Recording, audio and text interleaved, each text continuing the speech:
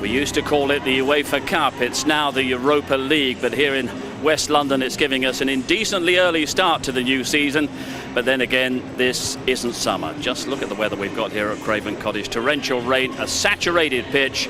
The cricket can wait.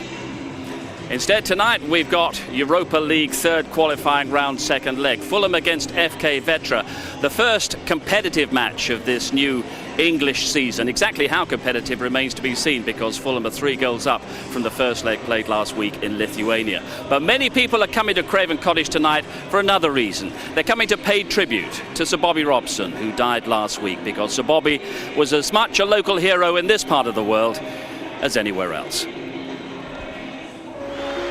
Bobby Robson loved life, he loved people, he loved football. They loved him back.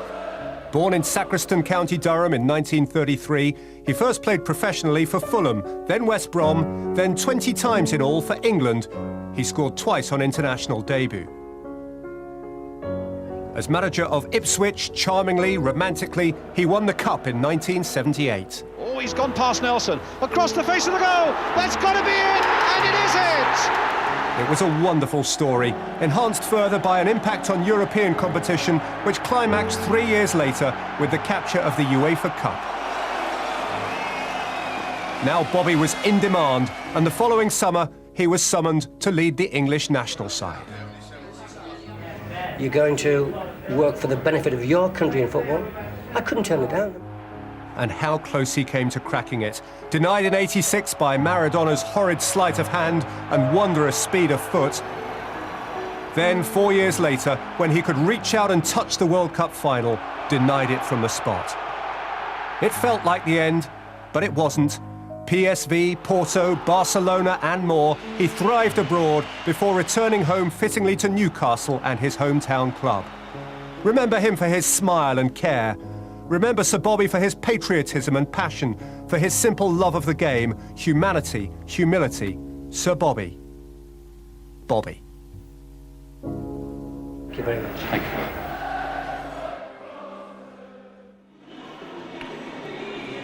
And Craven Cottage is really where it all began for Sir Bobby Robson. He was here as a player, he was here as a manager. It's all recounted in tonight's souvenir programme here at Fulham, and it'll all be paid tribute to with a minute's silence ahead of the kick-off. One of his greatest admirers here on the staff is the current manager, Roy Hodgson, and he's been talking with Gabriel Clark. Roy, you knew him for a long time, but what is the one abiding memory you have of Sir Bobby? It's difficult when you have so many memories to choose one abiding memory, but I think it's probably really his ability to tell stories, his ability to show such incredible enthusiasm and energy right the way through to the final days of his life, when he was really quite ill. So I think it's quite amazing that a man can possess those qualities not only when he's young, but can maintain them right to the end of his life, even through long illnesses. So it goes to show the strength of character that he had. Now, he's remembered most for a gallant failure. He didn't win that many medals with comparison to some other managers, but why the depth of tribute, do you think? Well, I think the depth of tribute maybe comes from people realising that losing semi-finals of World Cups on penalties is maybe not such a tragedy for England after all, especially seeing as they failed to qualify twice since Bobby Robson lost his job as England manager, not even at the competition. So maybe it could be to do with the fact that maybe his achievements, as people look back on them, have grown in importance and have grown in stature. But most importantly of all, I think that Bobby Robson was a true football man, and if you work in football all the years he did, then you're going to have some successes and you're going to have some relative failures. But I've got to say that for him the failures were always very minor and very relative. And I suppose if you dismiss Fulham, where he lost his job quite early on, after that there were unbelievably few failures in his career. So most of us will be very happy to have a sheet like that in front of us. Andy, so many tributes have been paid to Sir Bobby over the course of the last week. Mostly it's Sir Bobby as a manager, but here as a player, he was an absolute legend, wasn't he? Oh, it certainly was. And when you consider they've had, some fabulous players here, the Johnny Hayneses of this world, and of course we've seen George Best playing here. And Sir Bobby's name is rightly mentioned in that sort of company. A very distinguished player. I watched him, fun enough, in some of the archive that we've all been watching over the last few days. I watched him rattle one in for England as well from outside the box. So, yeah, distinguished playing career as well as having a fabulous career as a coach. There are tributes being paid at so many grounds up and down the country, here at Portman Road, Ipswich as well, in particular at St James's Park, and that doesn't really surprise you, the depth of emotion that's being shown. Oh, not at all, not at all. I mean, I'm lucky in the sense, Steve, that I've been able to talk football with Bobby in this job since I packed up playing. I've worked with Bobby for ITV at various European Championships and World Cups, etc. And all the stuff that you've read about him over the last few days, the enthusiasm that he has for football, you know, whether there's a camera there, whether he's on the training ground, whether he's just sitting in the bar talking to you about it. That's the way Sir Bobby was. He just loved this game and he loved talking about it. You came up against him as a manager as well. What really sort of characterised a Bobby Robson team? I think what I loved about Sir Bobby's teams, they played football. He wanted his team to win. Yeah, enjoying it. Yes, you know, winning and the end result was always important to him. But the way his team played, the manner with which they went about their business, that was important to him too. And that's not something that you can always say about managers in this day and age. I think what Bobby takes with him is the fact that he loved his teams to play good football. And nothing brought a smile on his face more than seeing his team win and entertaining people. And he would take great pleasure with what's happening at Craven Cottage. Absolutely, tonight. I'm sure these lads here tonight, when you have a night like tonight, it can be a little bit sombre. I'm sure they're looking forward to it. Hopefully they'll put on a sparkling show for him. Andy, thanks. We'll take a break and then we'll turn our attention to what's going to happen here at Craven Cottage tonight. European night, the visit of FK Vetra here to Craven Cottage. A very wet Craven Cottage indeed. And we'll also get the thoughts of defender Moritz Volz on exactly how Fulham have been preparing for this challenging new season. It's football at Craven Cottage in the height of an English summer. We're here for the Europa League tie. Fulham against FK Vetra. Absolutely dreadful conditions.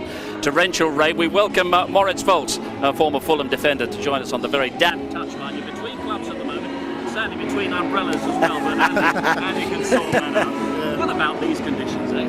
Yeah, I didn't check the weather report when I got your invite, obviously, but yeah, you wouldn't think it's a summer and we're a week before the season starts when you look at this. But it's going to be a good game, I think, with a zippy pitch. Will be a quick, aggressive and attacking style game, I think. Tell us about your situation. Fulham let you go in the summer. You've had a lot of injury problems. You still maintain a great affection for this place, though, I'm sure. Oh yeah, I love it. And even if I wouldn't be standing here with you, I would probably be somewhere in the ground and not miss this game. I've had 6 great years here, and you know, it's a good place to be. So what lies on the horizon for you? Anything sorted out in terms of where you might be playing later in the season? It's been tricky because, as you mentioned, I've been injured for a while now, and I'm still working towards full fitness, and it will be a few weeks before that is the case. And it's not ideal when you're looking for a club. So once I get fit, it's a different situation, and I'm sure there lies a good challenge ahead of me. So we welcome your insights, because you have been training a little bit with Fulham during the course of the last few weeks. Now the team tonight, Roy Hodgson has got one of the smallest squads in the league, but he's also got a 3-0 lead to take into tonight's tie, so I wonder what's in his mind in terms of team selection. Let's hear from Gabriel Clark. Well, Steve, 3 up they are, but there was no chance of Fulham relaxing for this game. Roy Hodgson has got a lot of options, of course, but he wants to get his players to do some hard running tonight, to really run them hard with the start of the Premier League campaign just 9 days away. And he's picked pretty much what is his strongest available lineup. This is the Fulham 11. Schwarzer in goal, the back 4, Pansel, Hangeland, Hughes and Konchesky. Dickson Etuhu comes into central midfield. Chris Baird drops to the bench, the only change from last week. Dempsey and Guerra will start on the flanks, and up front it's Bobby Zamora and Andy Johnson completing the 4-4-2. There's been a lot of talk about whether that compact squad you talk about is going to be good enough for Fulham to genuinely compete at home and abroad, but the big achievement of pre-season really has been Roy Hodgson's ability to keep hold of his key players. You look at Manchester United, you look at Arsenal, you look at Liverpool, you look at Aston Villa, maybe even Everton. Clubs that finished above Fulham in the Premier League last season, well, they've all lost key players, but Fulham have kept hold of Breda Hangeland, strongly linked with Arsenal, the central defender, and Murphy and Dempsey, key players who had good seasons last year, also seem to have committed their futures to the club. Just a final point, Steve, about Vetra. Their players, their officials were told there would be some 5,000 London-based Lithuanians here tonight. What's it looking like out there? There's about 500 London-based Lithuanians just behind us, and they're happy, they're dry. In fact, some of them are quite warm. I'm very envious. We are out here on the very wet touchline with Maurice Volz and Andy Townsend. And the thing that really strikes you about Fulham and their potential challenge for this season is the way, as Gabriel was saying, they've managed to keep this squad together. I think it's important continuity for a club like Fulham. They've had good success, good consistency last year. I think Roy will be looking for them to score a few more goals if they can, if they want to try and nudge on a bit further. They keep it pretty tight at the back, but they could do with being a little bit more creative and expansive going forward. But they've got good players, Steve. They've got a good way of playing. They've got a manager in the Sir Bobby Robson mould. They've got someone who doesn't panic, doesn't go crazy when results go against them, and doesn't go mad when they're having a good spell. And I think when you keep it on an even keel like that, players like that, and they can relate to that, and I think their confidence grows as a result. And they've got a manager as well, Maurice, who's desperately keen to keep hold of Breed Hangeland in the middle of defence there. Arsenal very interested, as we know. How important is he to this side? He's had a great season last season. In general, I think Fulham last season stood out for the defensive displays, and something that Roy Hodgson and his team of coaches, Ray Lewington and Mike Kelly, have brought in as a great organisation, great structure to the team. And they managed to play with pretty much the same team throughout the season. Breda is one of the players that stood out, and if he's here next season, they can hopefully keep the good defence together. And as Andy mentioned rightly, there's still improvement in terms of scoring goals. Bobby's been showing great form in pre-season, and I'm sure he'll improve on his goals record next season. Yeah, Bobby Zamora did have the opportunity to go to Hull. He's pledged his future here. Goals are important to him, and it's important this partnership he seems to be forming with Andy Johnson at last. Because Fulham had a successful year last season, people didn't look too much at Bobby's goal scoring record, and they realised that he's doing a tremendous job for the team. And as I said, he's been hot in pre-season. He's done really well in the first leg up at Vetra, and him being here next season is giving the team some potential. Short on signings, but they've got Bjorn Riise coming on, a familiar name and maybe a familiar talent as well. Yeah, if he's got a left foot like his brother, then Roy's got a diamond there for sure. But I think tonight, Steve, look, you know, the worst of it is over. They've been away from home. They've got a good result there. Tonight it's about enjoying it, making the most out of it. Not a full house, of course, we expect that. Go and win the game. Go and build your confidence into a pre-season. That's what it's all about. Yeah, Fulham 3-0 up coming into this second leg. You'll be glad to head up to the commentary box and into the dry. Fulham themselves, they're glad to be heading into Europe for only the second time in their history, but they could have a very, very long season, a long campaign ahead of them. We'll hear more from Roy Hodgson when we return. We're at a very wet Craven Cottage for Fulham's Europa League qualifying tie, in which they have a 3-0 lead over FK Vetra of Lithuania. Get through tonight, and there's another two-leg playoff tie to earn the prize of a place in the group stages. But if Fulham are going to go all the way and reach the final in Hamburg next year, they'll have to play a total of 19 matches, and that with one of the smallest squads in the league. Here's more from the Fulham manager, Roy Hodgson. You picked a strong team tonight. What's your thinking? Well, the thinking is, of course, that we did a good job in Lithuania, and we want to finish the job off here tonight by playing well here tonight as well. You know, it's a cliche to say that the game's never over until the second leg's completed, but I'm expecting a good professional performance from the team tonight, and I'm hoping that we'll finish the job that we started in Lithuania last Thursday. And does this torrential rain, this sudden London summer thunderstorm, change your thinking about anything? How's it going to alter things? No, that'll be the same for both teams. It's just a great tragedy, really, because obviously to play really good football, you need a good football pitch, you need good weather conditions. So when one of those two things is not present, it does affect the quality of the game, and that's a disappointment because the weather's been so good recently and the training sessions have been being played in good weather and on good surfaces. It's a bit of a pity that when the big day comes around and the game comes around, you're forced to play in very unpleasant circumstances. And what's your attitude generally to European competition? Well, my attitude is that we work very, very hard to qualify to be European. To finish seventh was a remarkable achievement from the boys, and the fact is now they want to continue and to make the most, if you like, of that achievement. They won't be taking this game lightly. If we do go through, they certainly won't be taking the next two games lightly.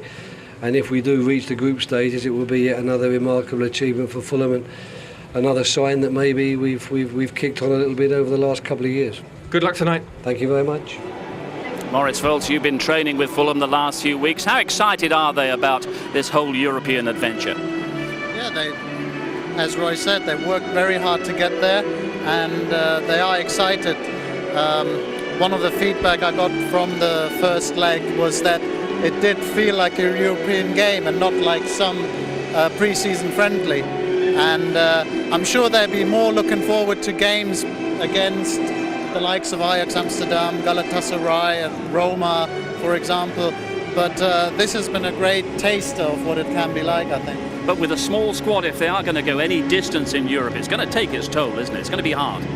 I think they can manage with a small squad. I think the difficulty that often comes with being in this European competition is the irregularity of your games. You often end up playing on Mondays, or it's Fulham, whereas in the past they've been spoiled and they often played on a Saturday afternoon. I think that's now going to change, and that often takes some getting used to. Could be a wet start to a very great season. Moritz, thanks very much indeed. We'll hear more from you at half-time. Let's go up to Clive Tilsley in the commentary box. The Europa League final is just 280 nights away. Welcome to the new season.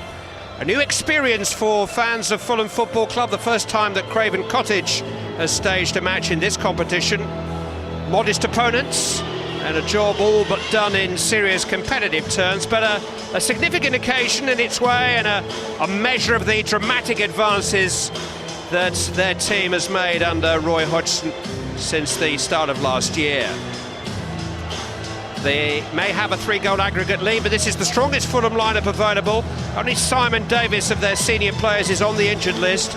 Bobby Zamora almost left last month. There's still speculation that Breda Hangeland will, but the Giant centre-back is European Cup-tied now. Roy Hodgson is looking to buy, not sell. Vetra show one change from the team that lost to Fulham last week, and that's because one of their midfield players, an Estonian with a Russian passport, was refused admission to this country by UK immigration yesterday and was sent home. Fact often stranger than fiction in European football. It's absolutely pouring down. It has been now for several hours. The surface on which these players will play will be excellent, but there is an almost autumnal look. The first of 40 or so live European club games you'll see on ITV between now and next May comes next.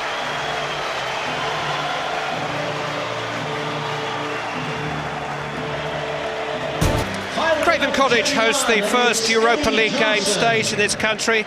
The first match in this, the old UEFA Cup, ever played at this famous old stadium.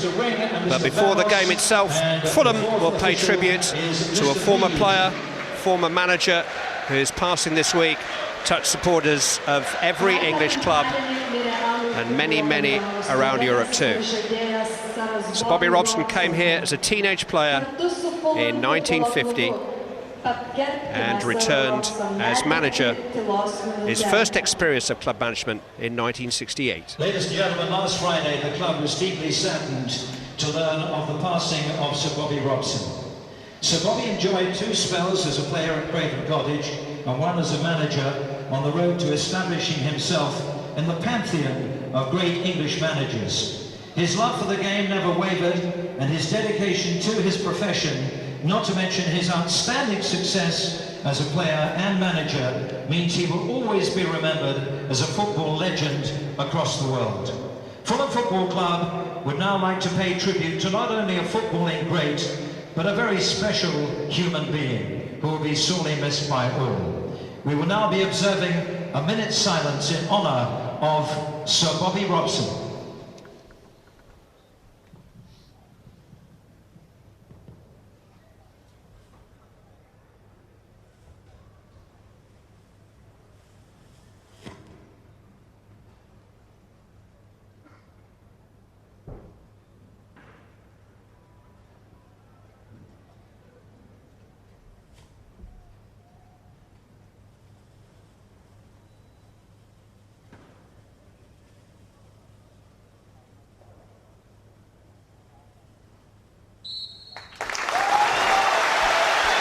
youngster working as an electrician when he came here to play. His first experience of club management was not a long experience. He once told me he learned of his sacking when he saw news of it on an Evening Standard placard outside Putney Station. Robson sacked. But it was here that he got his grounding for all he subsequently achieved. And he was privileged enough to spend time with him, enjoyed every second. Well, here we go again. It may look like October, but it is August the 6th. European club football returns to an English stadium. A long season of it in Europa League and Champions League ahead on ITV. Good luck to all the UK's European hopefuls. Andy Townsend, Celtic showed us the way last night. Certainly did, Clive. Fantastic result that was to turn that tie around. Fulham have done the hard part now. We hope that they put in a good, solid, professional performance. Enjoy the night. It's a fast pitch. It's ideal, actually, for this time of the year. Andy Johnson quickly upon Borowski, the right back. They didn't score until the 43rd minute of that first leg. Bobby Zamora struck just before half-time, then won a penalty early in the second half that Danny Murphy converted. Substitute Sol Ki-hyun added a late third. And a very different setting to this in faraway Vilnius, but a good start to Roy Hodgson's umpteenth campaign as a European coach.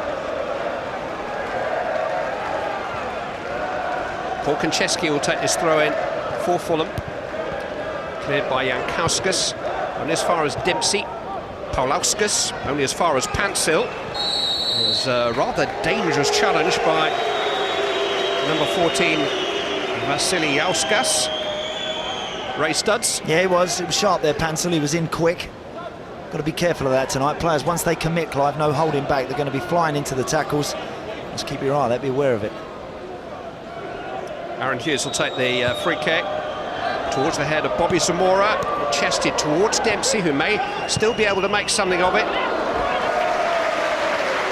Had a busy summer, the American. Clint Dempsey went all the way to the Confederation Cup final with his national side. Scored in the semi-final in their 2-0 win against Spain. Scored the opening goal of the final against Brazil at Ellis Park, but the Brazilians triumphed in that, well, I suppose something of a dress rehearsal for the World Cup finals, 3-2 in the end. Dickson Etuhu missed the first leg because his wife was giving birth to their first child last week. A little bit of space for Zoltan Gira. It's come for Zamora. Good effort, good chance as well. Anything flashed along the 6-yard box tonight, Clive, is a very dangerous ball on this sort of service. Actually, Gira here could do it now. Could have possibly delivered that. Came inside. He is half a yard off there. Bobby Zamora. It's a smart turn. Actually, should make the goalkeeper work in the end. Already, though, a little bit of room. They're not particularly going too tight, the opposition. Firm header by the giant Hangeland. Vetra just trying to get a feel of the ball. Helped on by Vasily Jauskas, but comfortably clear by Aaron Hughes. Gira first to the loose ball, but it's a little anxious with the pass, which Borowski has time to do far better than that.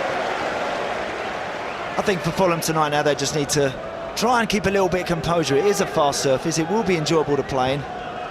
Just need to take maybe that extra little bit of care here and there. Zamora just had a handful of Jankauskas' shirt. The referee and indeed all the officials tonight are from Hungary.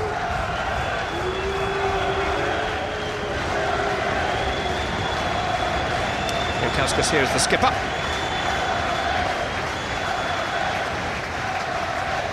And the central defender is actually the leading scorer in Lithuanian football at the moment, the number 4 Kijanskas, mainly penalties and free kicks.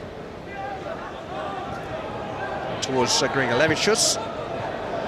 Hughes cutting out a useful pass from Stanaitis. It was a searching ball. It was close, actually. It was a good ball. Danny Murphy, the Fulham skipper. Lovely user of the ball.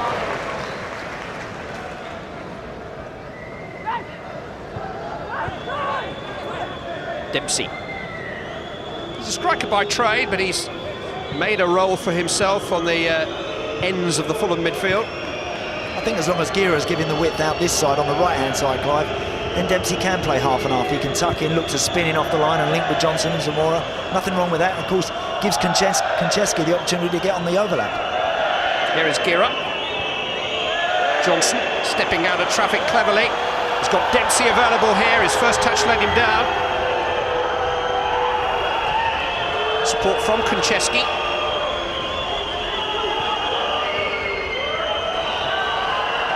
Corner kick conceded. Vesevichus covering.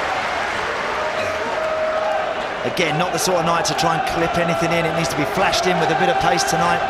Always be aware of the second ball, particularly people like Etuhu on the edge of the area. It could come spinning out to you. 6'5", Breda Hangeland takes some marking in these situations. Murphy delivers over the head of Hangeland, which takes some doing. Great ball, Clive, that as well. Right in the danger zone, that is from Danny Murphy. Here's another one, and Johnson is there, and the goalkeeper did pretty well. Andy Johnson looked like he would beat Vilnius to the punch. And pressure relieved by a free kick. Only 20, the goalkeeper. It's only his second season in senior football, but he had to react pretty quickly there. Povilas Vilnius. And they've changed their formation since the first game. They've sort of tried to tighten it up a little bit, and yet they're 3 down. I think it's a damage limitation job for the most part. Although, funny enough, the player who couldn't get into the country yesterday, who's a midfield player, has been replaced in the lineup by a striker, but he is playing in midfield. 5 in midfield, and just the 1 up front. Grigor Levicius, who missed the first game through injury. Murphy. Konchesky. Dempsey. Konchesky's cross. Charged down by Vesevichus. Yeah, unlucky. He's just popped back off Paul Konchesky. Vetra throw-in, but again, that sort of idea, a little give and go tonight, and then just fly it across that 6-yard box. Don't have to look for anyone. Just expect that your forwards are going to be piling in on the end of it.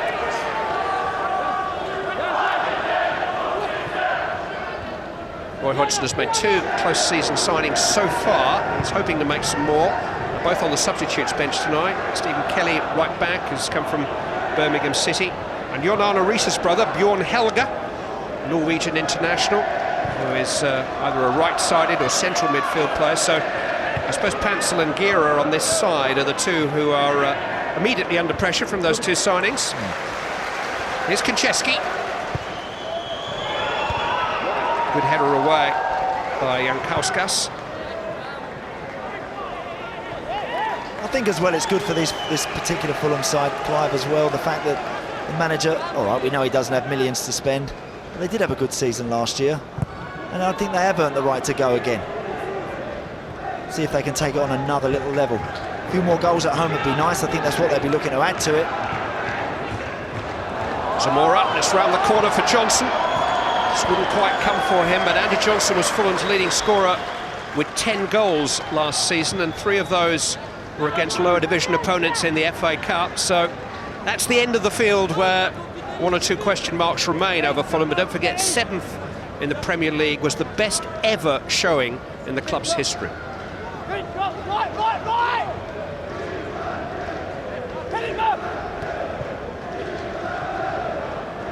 Hangeland. Guerra. Pansel.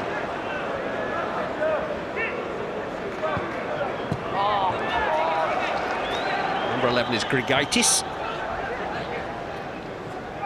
Kauskas striding forward from the back and finding the ball dropping to him again, making the challenge on Murphy. Don't pull out of the challenges. They were aggressive in the first game.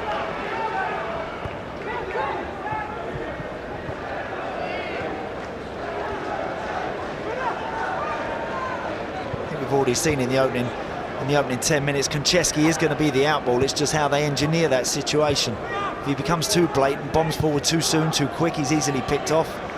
They need to keep playing their football, keep moving the opposition about, and then he can maybe pick the right time to try and join in. Paulauskas. Stanaitis. Came off Pansel. Just the 7th game of Fulham's pre-season programme. They had a 3-match tour of Australia last month where it did nothing but rain. The Premier League season opens for them at Portsmouth on Saturday week. Chelsea come here to the Cottage in their 3rd game of the season.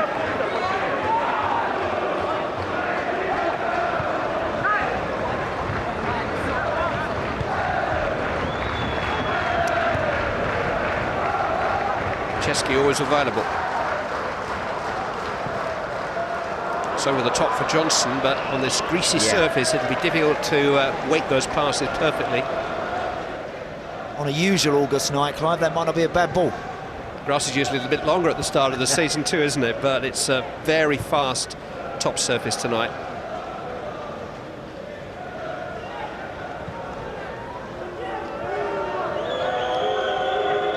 Kianskas. A bit of space for Grigalevikus.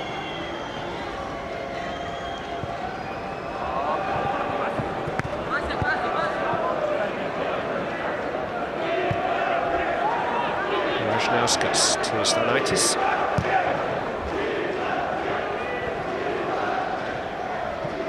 Kianskas. Looking for Vasilauskas. Pancil got up. It might just fall here for Stanaitis. Rajnauskas.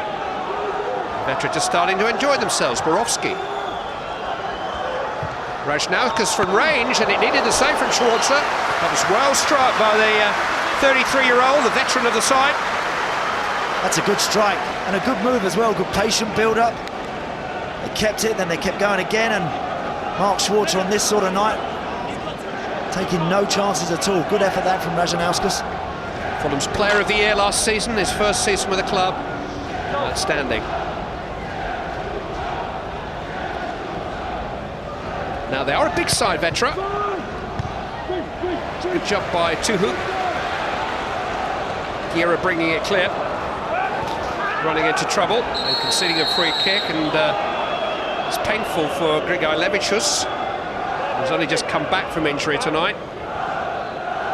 Again, it's that sort of night, I'm afraid, when you commit to anything, there's no holding back, and he's certainly caught him there, Gira. It's a little bit over top. This is the strike from Rajnauskas. Good hit. And I think on this particular night, I think that's a good decision from the goalie. Just deal with it. He scored international goals against Germany and a winner against Scotland a few years ago, Rajnauskas, so he has a pedigree. Struck with some feeling by Kianskas. They are shoot on sight. Grigaitis' effort charged down that time.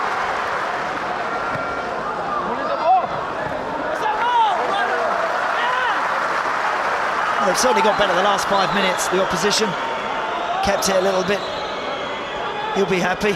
He's their coach, Virginius Lubšis, in charge since the start of last year, but he's had an awful lot of success in Lithuanian football with his previous club, so he's well known in the Baltic state.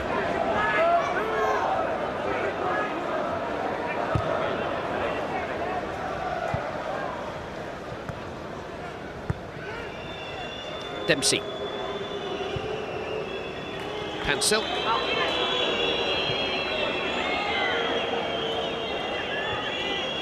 Murphy's the proverbial string puller of this team.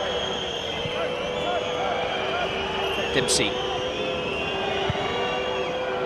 Dickson Etuhu. Bobby Zamora. Stuck on a little bit too much.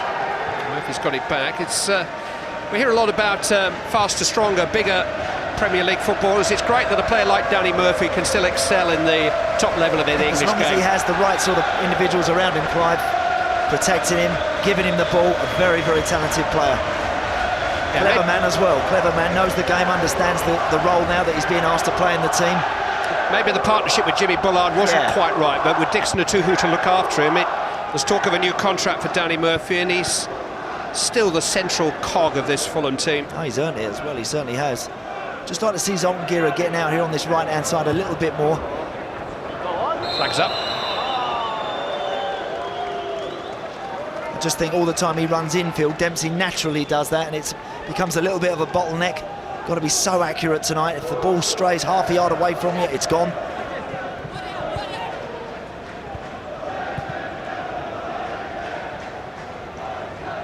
Stanaitis. Paulauskas.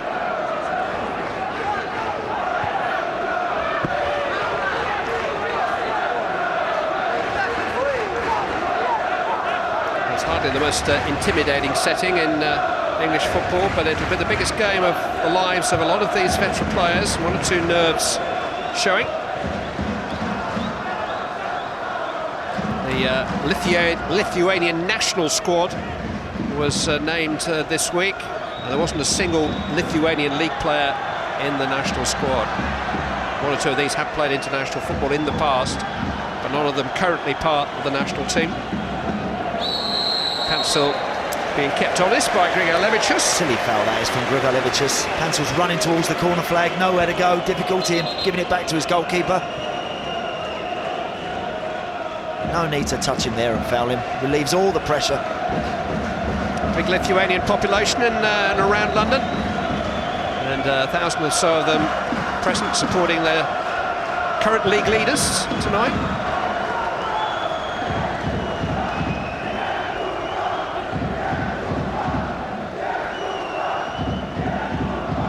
Murphy, Etuhu, Pancel.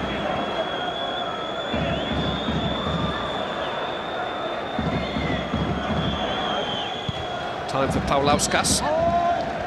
It's a good challenge though by Pancel.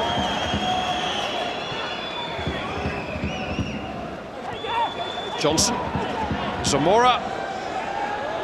He's trying to dink it through to Gira.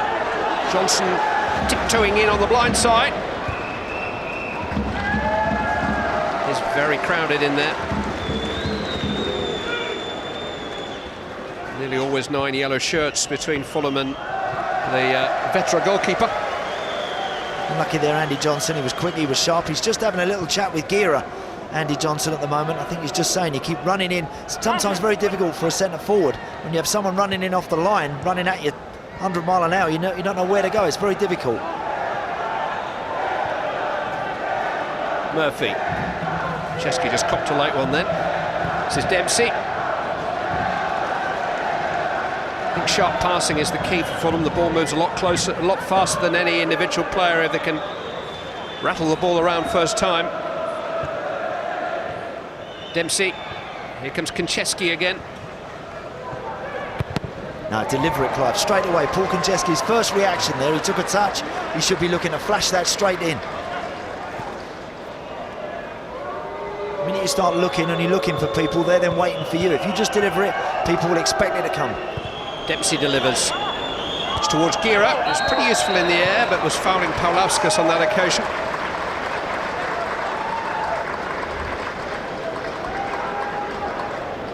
Clip ball in this one from Clint Dempsey. Yeah, Gira's never really getting there. Paulauskas, yeah, draws the foul. Vetra are the league leaders at home. They've never won a Lithuanian title. Only 1 point covers the top three at the halfway stage of a season that began at the end of March.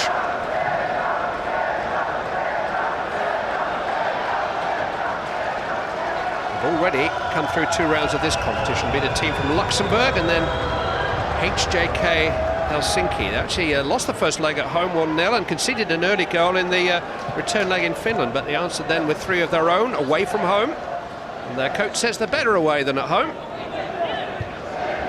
Forward by Rajanauskas. Certainly got better in the last 6 or 7 minutes, Clive, for sure. I think they've settled down a bit. They were very edgy and nervy and looked a yard off the pace to start with, but they have improved.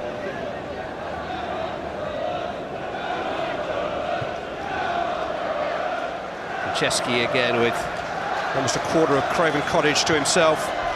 It's an earlier ball and it's forced a hurried clearance from Borowski.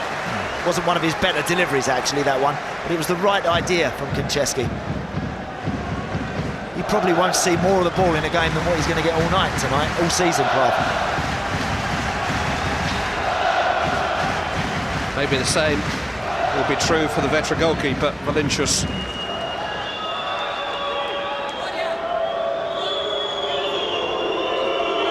Taken by Konchesky towards Hangeland. Just couldn't quite get the right angle. It rather skidded off his forehead. My first reaction there, he should do better. It's a great ball and he's such a big, powerful man. just enough in front of him, I think. Palauskas hasn't scored for Fulham since last August. Arsenal fans will remember that. It was a winning goal against them here. You'd think he'd be a half a dozen a season man the size of him. Yep.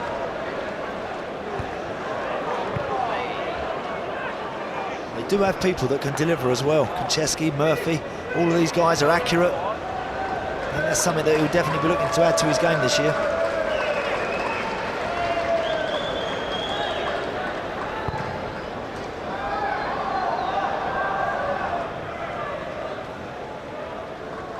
Throw-in has gone Vetra's way.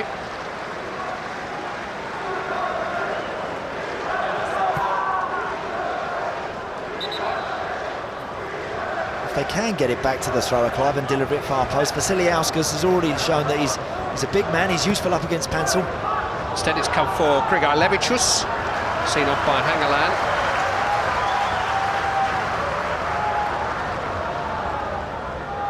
About twice the size of the man he's marking.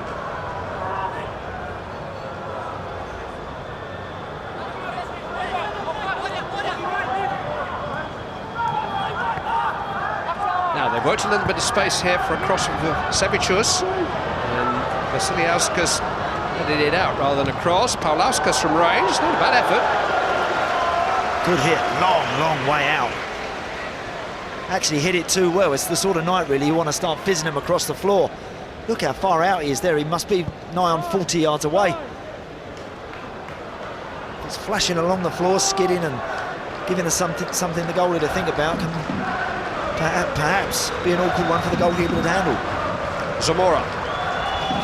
He's got Gira on his way here. Strong defending though by Kianskas.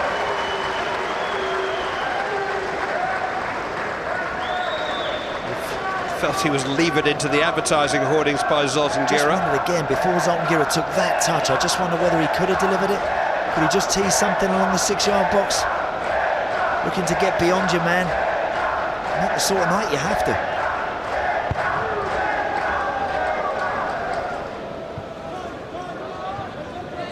Fulham leading 3-0 from the first leg in Vilnius a week ago. We're reaching the midway point in the first half of this second leg.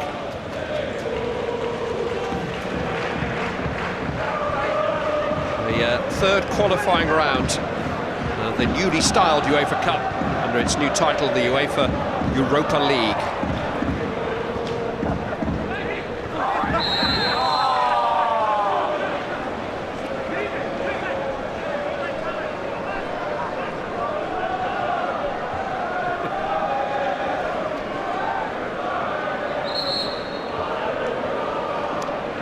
Substitutes have been wanting to warm up, but they were short of bibs. They were clashing with the colours of the players on the field. That's just an excuse, they don't want to come out. It's too wet.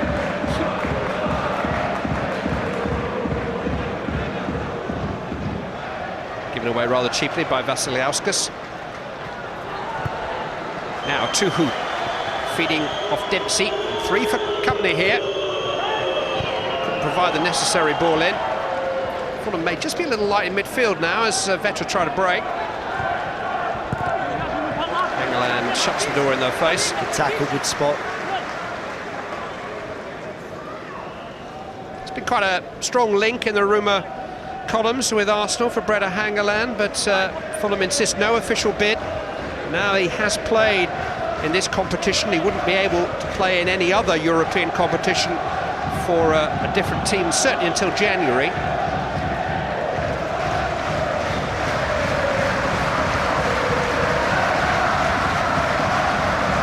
Borowski.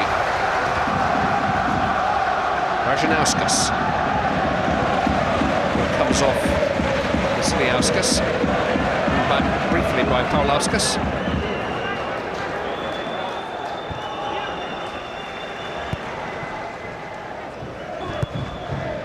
Konchesky to Zamora.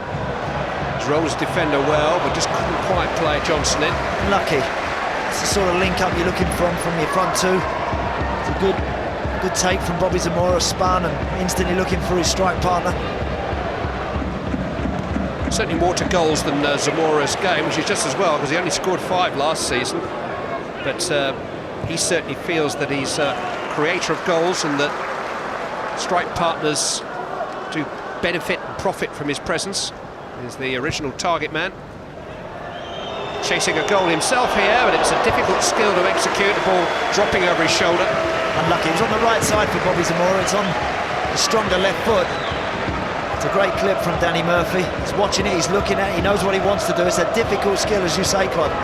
Maybe on reflection, take a touch and then try and hit it. Fulham actually agreed a deal with Hull City a few weeks ago to sell him. It was a move that Zamora himself rejected. There was talk, certainly, of him being offered better wages by Hull, but not wanting the move. But it's important to stress that Fulham at the time seemed favourites to sign Peter Crouch, and they certainly would not have let Zamora go until they'd secured Crouch's signature. He's now a Spurs player. Konchesky, Johnson there, it came off the bars, Zamora, Gira! Headed away, I don't know how much he knew about it by Paulauskas. It's great defending, it really is, he's done ever so well, Paulauskas there. It's a good ball in, Andy Johnson just clips it. I wondered if there was a shout for handball for a split second. It comes back to Gira, and that's good defending, good work behind the goalkeeper. Paulauskas, very smart play. Handball here, Clive? Yeah. Certainly the arm was raised, and I think it came off the shoulder, beat the goalkeeper. But it was Gira's effort, which was blocked almost inadvertently by the left back on the line. Certainly didn't know where the ball had gone once it had hit him. Closest we've been to a goal. Just feeling Fulham can just up the tempo a little bit. Just take a tad more care in that last third. I don't think it'll be too long before we see them open their account tonight. Gira trying to get Johnson on his way, but Johnson caught offside. Decent, healthy crowd inside Craven Cottage tonight. £15 for adults, £5 for children. School holidays seem to go on and on, don't they, parents? What should we do with them tonight? Oh, Fulham are playing in Europe.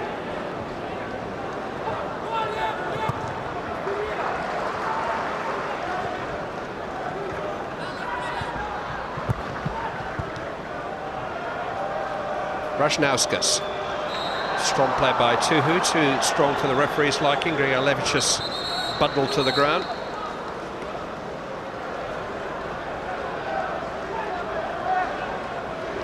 It's big defenders going forward for this free kick. Rajnauskas fancies another crack.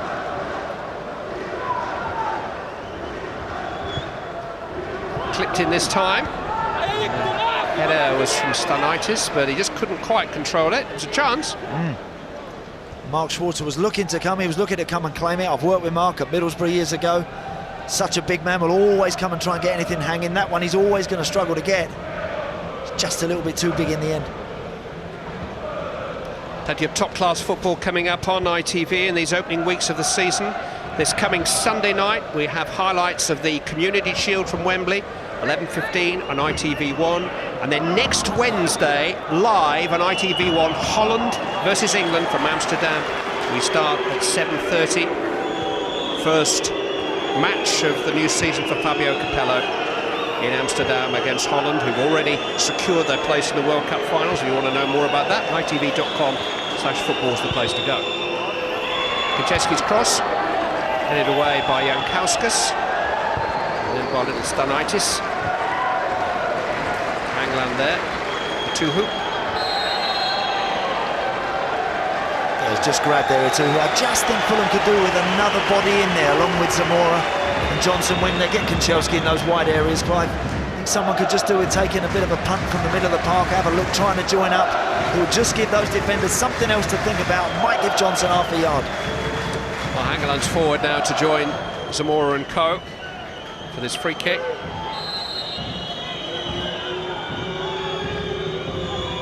Murphy takes. It's towards Gira.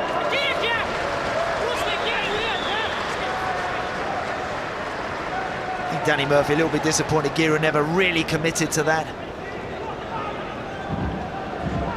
I think he's saying that's a decent ball. Sorry, Clive. He's saying that's, look, looking for his teammate there. Go on, get in there, commit yourself to it. Won this competition with Liverpool.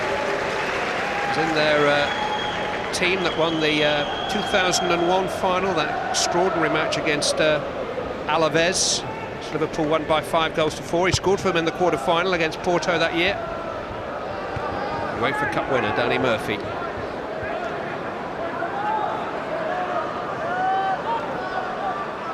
Fulham's only season in this competition was 7 years ago. Jean Tigana was in charge. Edwin van der Sar was in the team. Steve Finnan, Steve Marbron, Louis Sahar when he was fit.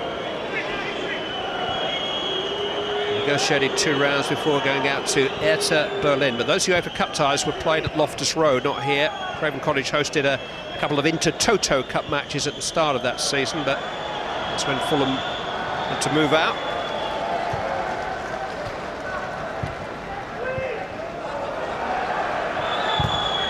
Charged down by Zamora, it'll come for Johnson. Fancied his chances, forced to save. Gira trying to get there. Good defending again by Paulauskas. Great strike that is from Andy Johnson. I like the way he didn't even think about looking up there. He's in the box, he got half a yard, have a go. Work that goalkeeper.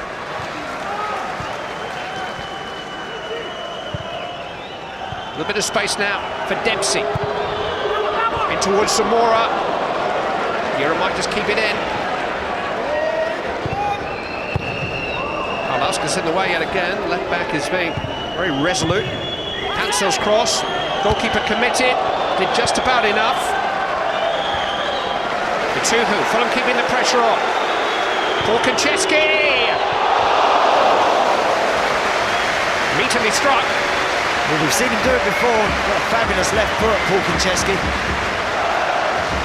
Has a look. He's looking to go left, and then he just lets rip, and that is close. This is the one Andy Johnson just receives, turns and spins, and he lashes it. It's a good strike. Gira just can't get on the end of it. In amongst all of that as well, we saw a fabulous cross from Clint Dempsey. Good hit from Johnson, that is.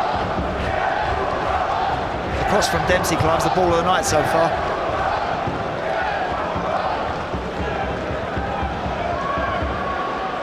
Vetra finding a way to just keep Fulham at arm's length somehow. Pressure is growing. A lot of it down this left-hand side via Konchesky. Dempsey.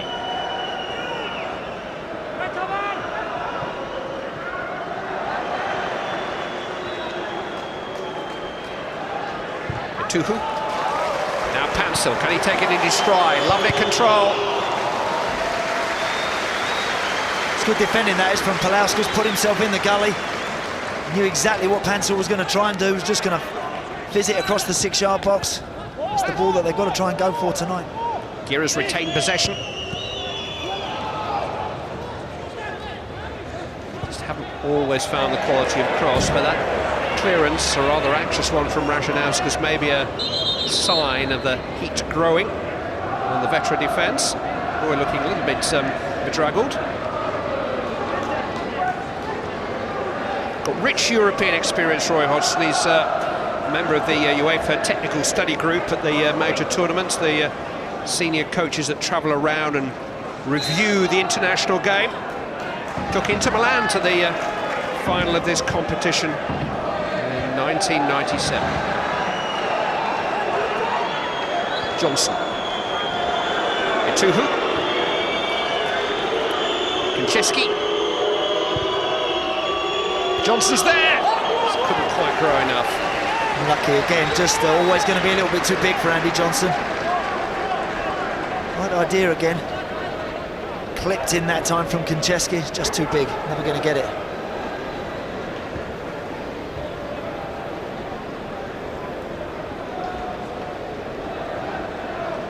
Just interesting when you said about Zamora, his goal quota last year, Clive. Doesn't get himself into that back post position whenever there's a cross coming in. Now doesn't naturally adopt the sort of position you'd expect a big man like him to take. He's got a few goals in the pre-season games. But he actually lost his place in the side at the end of last season to Eric Nevland. Maybe the fact that Fulham were prepared to release him means that they're having a second thoughts. Yep. I think Roy Hodgson will realise they must score more goals. They were good here at home, not so clever on their travels. Good season. can be improved with a far better ratio up top. On 13 home games last season, beat Manchester United here, beat Arsenal here, beat Aston Villa here. Konchesky will take this corner. Headers from Gira. That's not a very good one. Oh, it's fell for Johnson actually, but that's not what he intended. Angeland as well was piling in behind Gira, Clive. As you say, Johnson has just peeled off the goalkeeper to that back post position. Just skips past him. Going for goal, wasn't he? Oh, definitely. He's definitely trying to work the goalkeeper there. It's a Springer, Zoltan Gira. He's useful in the air, but Angeland's about 3 feet bigger.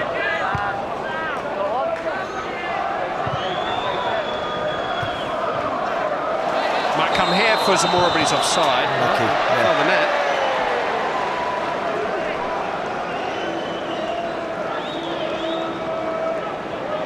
Looked like he just strayed half the odd Bobby Zamora there. I think he thought it might be coming a little bit sooner. Smart work from Andy Johnson, but he's yard and a half offside.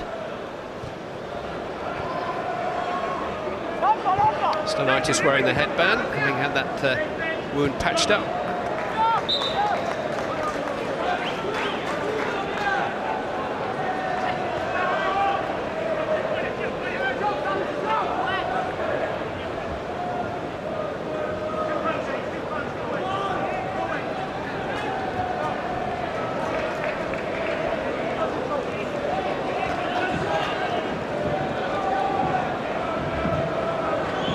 Unusually loose one from Murphy, casual, trying to hit it with the outside of the foot, and did the other side.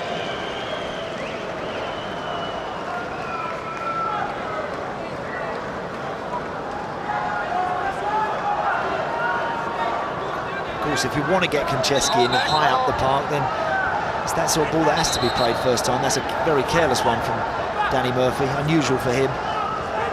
They can't go in stages. If it's too slow and too predictable, then the yellow shirts flood back behind the ball. Got to try and get him in early.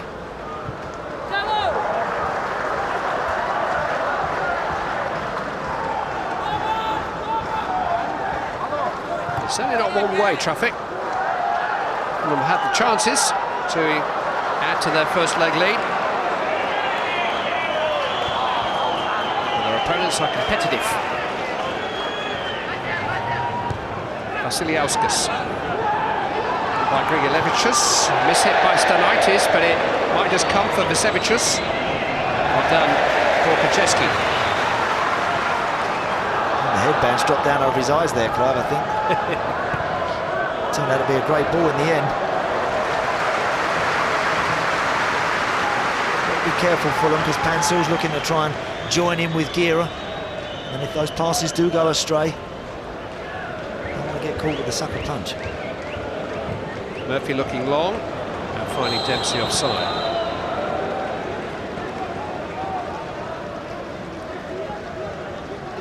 Well, it's at this stage where you just start to get a little bit frustrated with it now. They know they're obviously many levels better than the opposition. It's not quite happening, just breaking down in the last third. That final ball's not quite coming. Just start getting a little bit frustrated with it. Start trying to force it a wee bit. Borowski's on his way, but it's comfortable enough for Konchesky. It's up to Murphy really to keep the order, make sure that Fulham don't lapse into bad habits as a result of their frustration. Zamora's made a good run here. Pencil in support. Murphy, Gira. Tucked in towards Johnson, but he's outnumbered. Hughes. Okay. Murphy. Pass a lot of Zamora. Can he catch up with it? Yes, he can. Control the cross, though.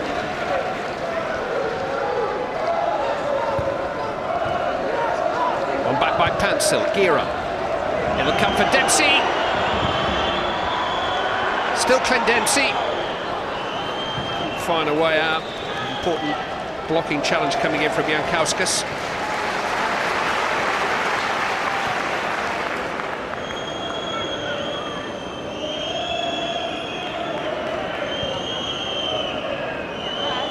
Johnson again crowded out. Yeah, difficult once they start trying to feed it into those little gullies. There's a lot of yellow shirts there, and they're doing that well actually. They're protecting their centre halves quite well.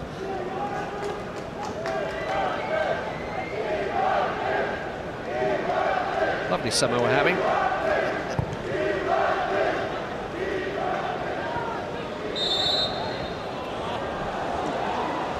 Rain forecast for tomorrow? No, there's a test match starting tomorrow, it's bound to rain.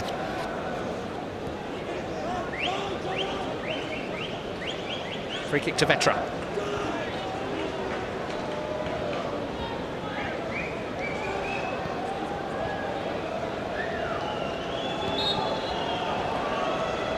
Taken by Rajanauskas. Stanaitis is there. It's an awkward fit. The ball has gone out for a goal kick. Difficult to read.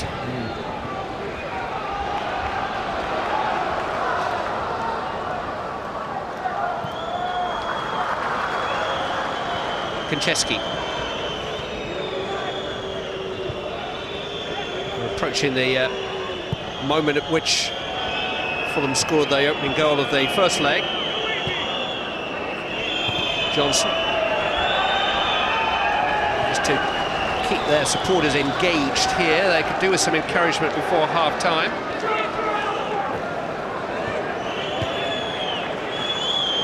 Gear up. Now Johnson's onside here. Pull back, Dempsey! Okay.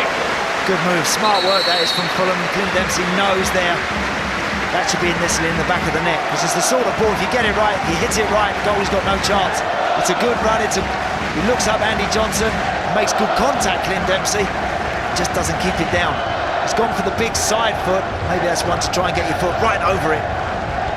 It's unlucky, it's good football.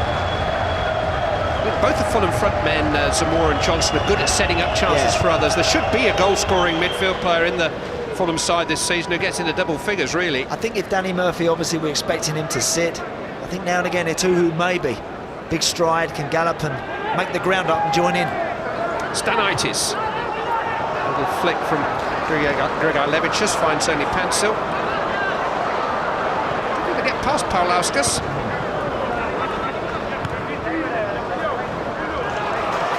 Gira to Etuhu. Plenty strong enough. Dempsey. Here goes Konchesky again. Zamora. Konchesky's gone on into the box. Zamora gets his head up, clipped over the head of Gira though.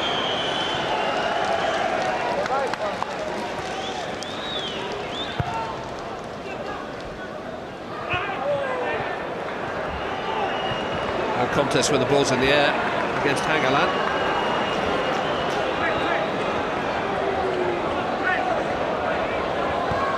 So just checking that Grigor Levicius is okay.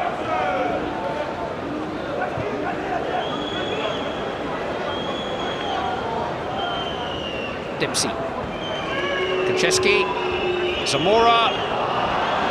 Nice idea. Johnson acknowledges as much. A little bit late from Dempsey. Yeah.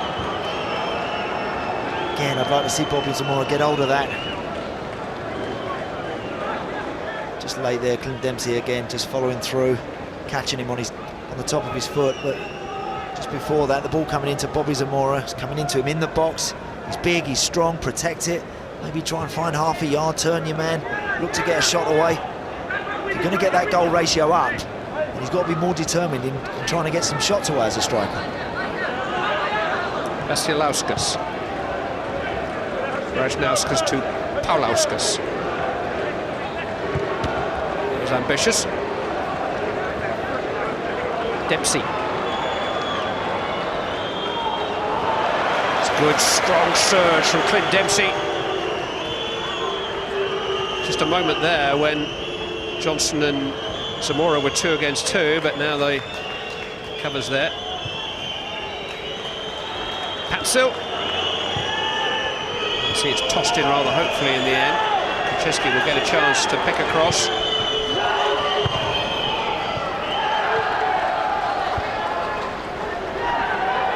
Vetra have been able to cope.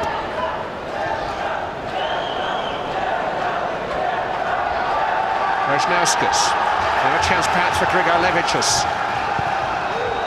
Not a very ambitious long-range effort. Not that they've been told that Mark Schwartz is the weak link. He was Fulham's best player last season. And that was relatively close range. That was about 40 yards for this team. Again, Grigor Levicius is having a look. He knows he hasn't got a tremendous amount of support. Nonetheless, that's an incredibly long way out. It really is.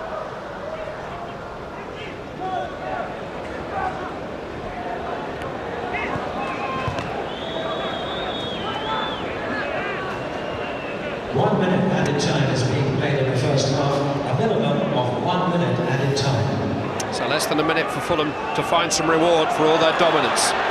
Murphy to Johnson to Konchesky.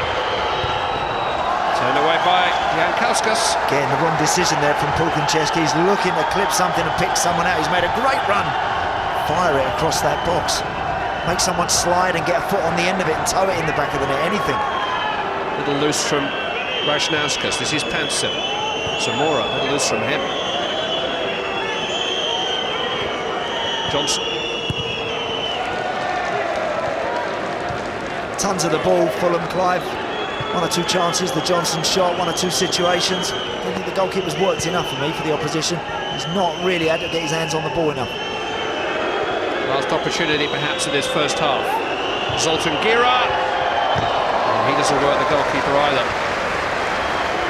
And it looks like Vetra have successfully negotiated 45 and a bit minutes of goalless football here at Craven Cottage. No doubt that Fulham have been the better side, no doubt that they've had the better chances, but they have nothing whatsoever to show for it, nothing to add to their first leg lead. It's Fulham 0, Vetra 0. Yes, it's not the most intense of contests, but it's certainly not a pre-season friendly. Goalless and wet at Craven Cottage. The thoughts of Moritz Volz coming next. No goals at Craven Cottage, and this is the closest that Fulham have come. But they still lead this Europa League tie 3-0 on aggregate against FK Vetra. But the rain is absolutely unrelenting. And Moritz Volz, you must have sympathy with the players. These playing conditions are so difficult tonight. Yeah, I mean, the pitch is really wet and soggy. But, you know, I think still the pitch is decent and the conditions aren't too bad. And we've seen some chances created. Fulham had a lot of joy on the left-hand side. I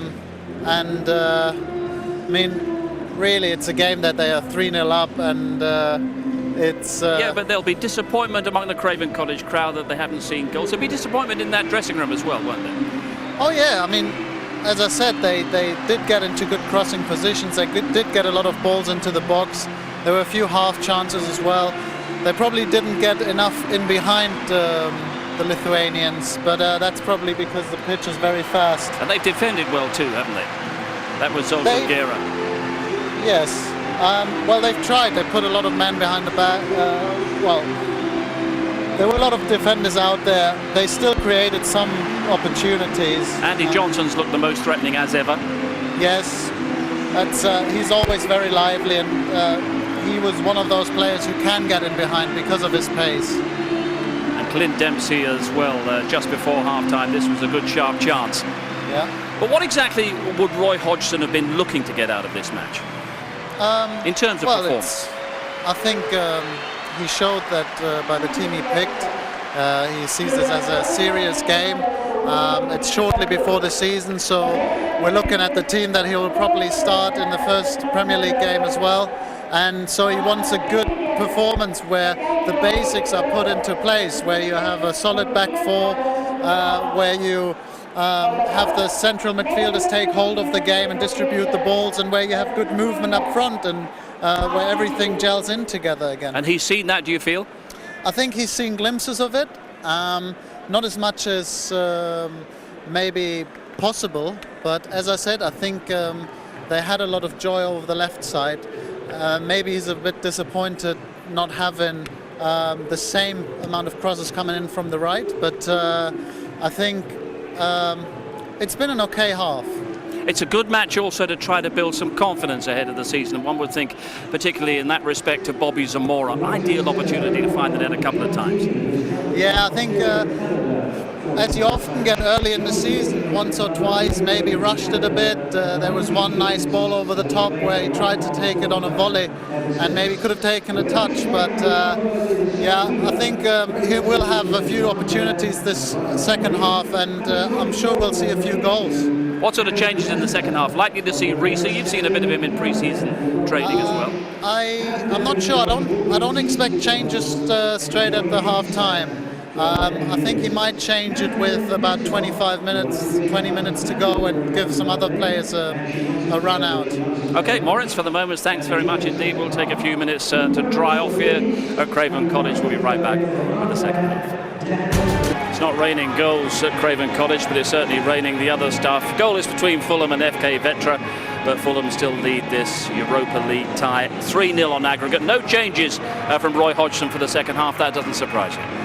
No, I expected him to keep the same team. As I said, I think this is one of his final preparations for the first game of the Premier League season, and so he would want to give the core of his team a good run out today. And the game has got pace, it's got purpose. It's certainly better than the pre-season friendly, isn't it? Yeah, definitely, and that's it would be a shame if it wasn't, because this is a Europa Cup game and Fulham worked very hard to get here, so let's go out and enjoy it, and I'm sure there will be goals in the second half.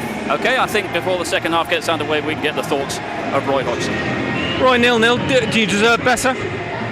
Yeah, I think so, but we played well enough. I mean, the important thing is that we go through. I've been pleased with our defending, our attacking play, and our passing's been good, but all credit to the opposition. They're working hard to keep us out, and they succeeded for 45 minutes. So what's got to improve? No, I don't think it's got to improve. Just obviously the last ball, the penalty area is always the important one, but we'll keep working at it, and I'm sure it will come. Thanks, Roy. Thanks. This is the 8th meeting between English and Lithuanian club teams in Europe. Currently England 7, Lithuania 0. All those 7 wins by at least 2 clear goals, an average of 3. And the only half-time change is being made by Vetra.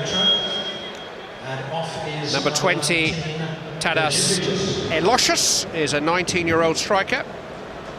He's a little bit more than 19 now, Roy. He's actually got a birthday on Sunday. He'll be 62 on Sunday. Still younger than Harry Redknapp and Sir Alec Ferguson, Joe Kinnear, Gus Hiddink, all managers in the Premier League last season. 60-somethings are back in vogue.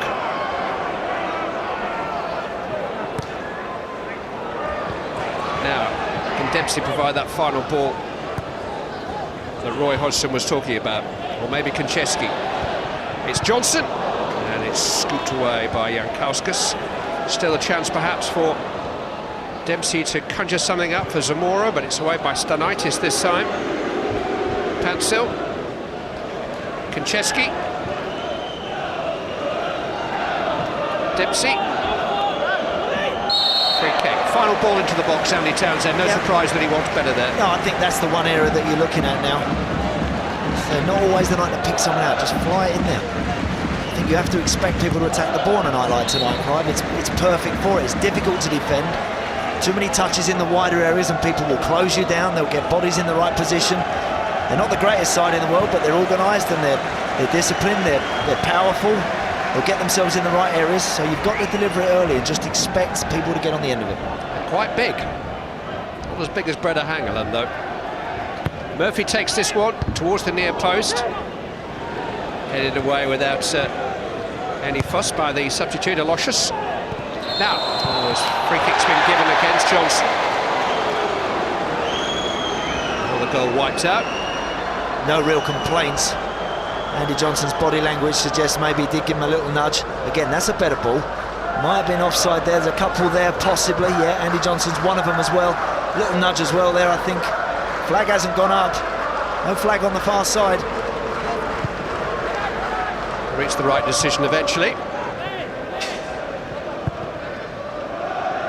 Konchesky. Murphy.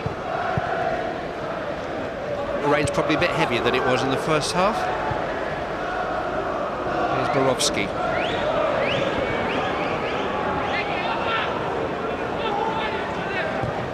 Rather meandering run, going nowhere fast. Paulauskas, a bit more north-south. And a little bit of space here now for Grigaitis, but too excited.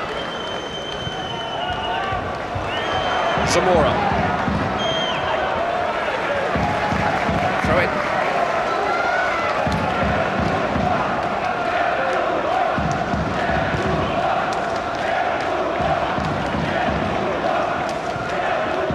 Etuhu. Dempsey. And now Gira. And Dempsey. And Zamora. Or maybe one pass too many. Maybe two passes too many. I was going to say a couple, Clive. I think Gira could have had the initial shot. When he gave it to Dempsey, he was surprised here. I think he could have hit it. And then Dempsey probably doesn't really want it. He ends up trying to find Zamora. Gives those yellow shirts an opportunity to get back and smother it.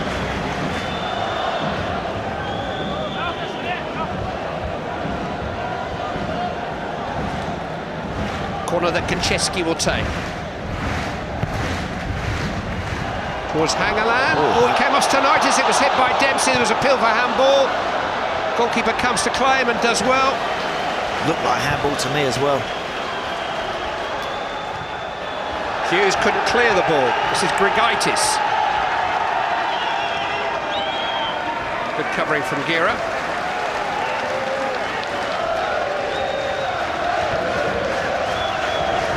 I do get the impression if Fulham could just get one, it might be the starter for a few. Yeah. And there's an if in the middle of that sentence.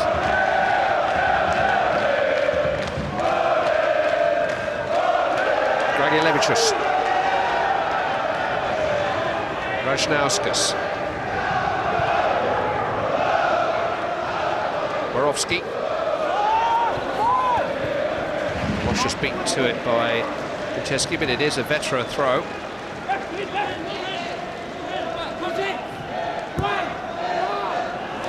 Zamora. Only Johnson up with him. They were outnumbered. Fouled by Johnson. Too easy that, Bobby Zamora giving that away. Just wonder, Clive, was this the handball? It was an out-swinging corner. Just see it there. I think that's handball. I mean, actually, sometimes that sort of situation, it can fly off the surface and just hit your arm, but Stanaitis looked to me like he offered his arm to it. Shot on goal was actually blocked by a Fulham player, wasn't it? Yep. Rather painfully blocked. Vetra throw.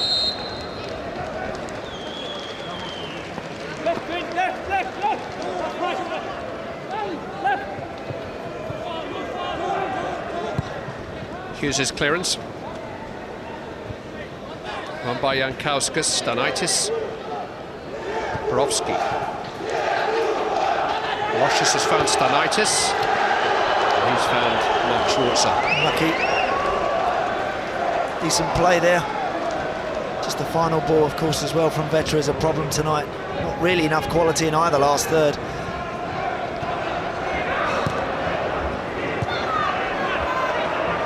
Murphy. Offside.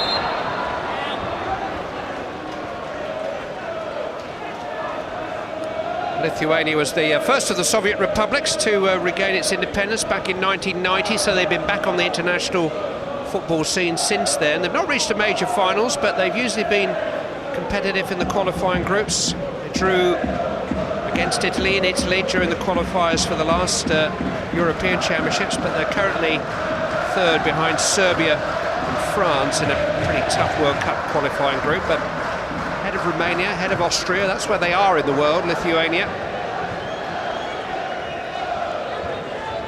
But most of their international, indeed all of their current international squad, play outside of the country. A couple in Italy, 7 of the big Russian clubs. Marius Zeliukas at Hearts and Andreas Willicka. They scored some goals for Rangers at the end of last season, both in Scotland. Remember playing against them, Clive, Lithuania, Latvia, Albania, as they started to emerge. They have improved, they really have over the years, would you say? And testament to the way that they now play their football. Many players from that region now starting to play in some of the big leagues. Gira. Etuhu to Patso. For all the handball appeals, it wasn't a very good cross. Vasilevicius. Olauskas. Stanaitis.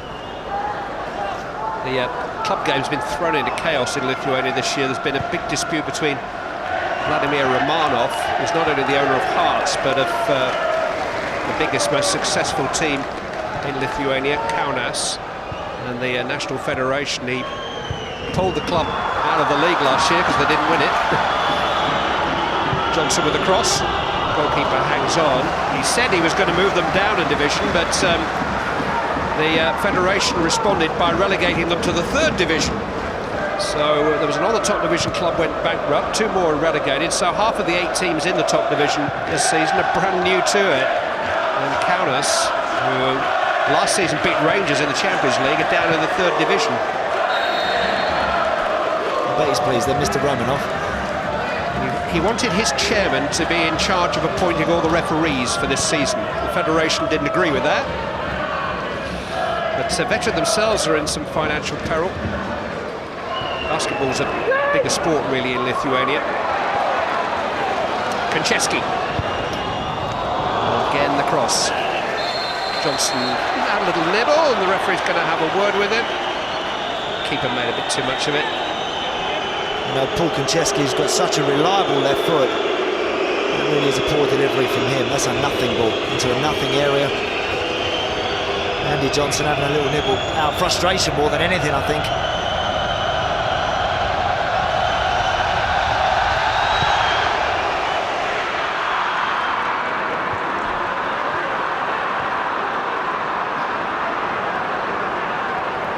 Konchesky, we've seen him arrow shots in from 30 yards climb, so with such accuracy. And tonight, anything we just want rolled along that 6-yard box. Up to now, not been able to find it. Can't fault his effort, he's there every time.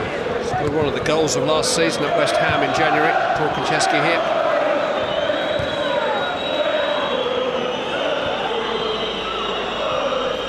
Etuhu's found Gira. Now Johnson. Cancel. Etuhu. Murphy. Now Konchesky. It was not better.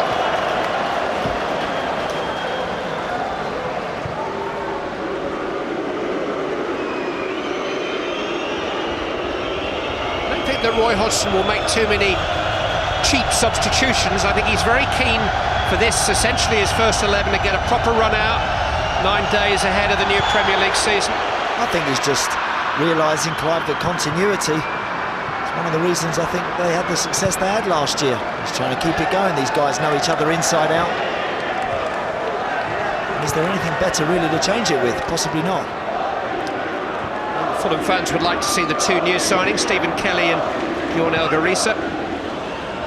Eddie Johnson and Sol Ki-hyun have been brought back into the squad, 2 prodigal sons who went wandering last season.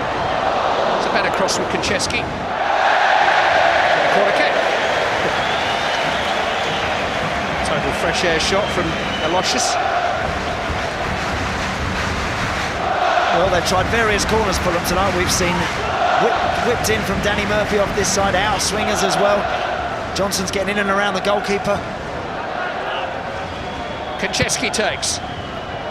It's towards Etuhu! At last. Goal for Fulham. Headed in by the giant figure of Dickson Etuhu. It's taken the best part of an hour to come. They deserve it. And it was always likely to come from that route. Yeah, decent ball in again from Konchesky. He just gets half a yard to the front screen. The marker in front of him just drifts away from him there. That's a good finish. No one on the back post. That is a good header. Watch, look, just drifted into that spot. He's just got a yard in off that defender. And that's an accurate, powerful header. And now, hopefully, we can see him play with just a little bit more confidence in that last third and add to the tally. Dickson Etuhu's first goal for Fulham at Craven Cottage to celebrate the birth of his first son last weekend. Change up front for Vetra, with Grigor Levikas giving way to Yevgeny Moroz, who's a 19-year-old. It's only his second goal for Fulham.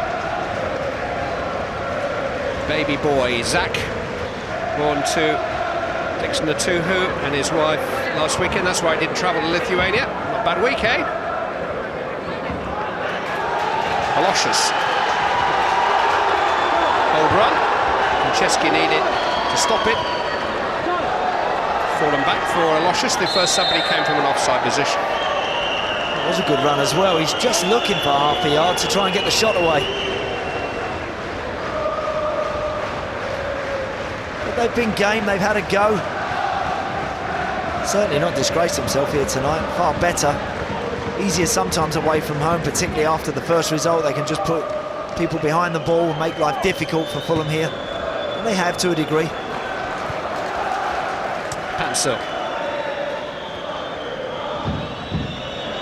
Gira back to Pansel.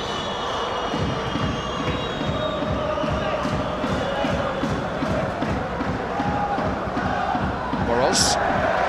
Quite up to the speed of the game yet. The second substitute.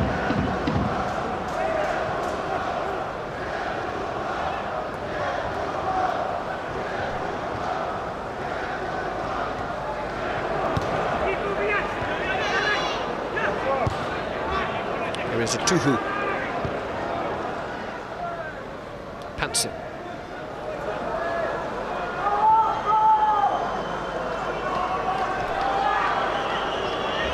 Franceschi. Johnson. Now, is this man's goal broken Vetra's resolve? Pansel. Zamora's onside. Pansel. Gira. Well, they worked it and worked it and worked it, and they got only a goal kick. I think it's the right decision as well. A little bit predictable in the end. First time it came out to Pansel, he could have whipped it in. I think it looks like it just comes off the Fulham right back at the last minute.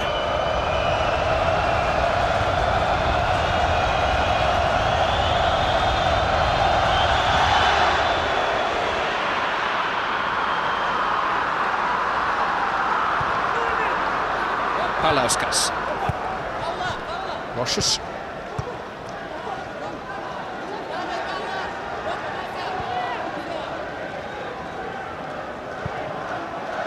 Not sure that was quite what he intended, but it's come from Borowski.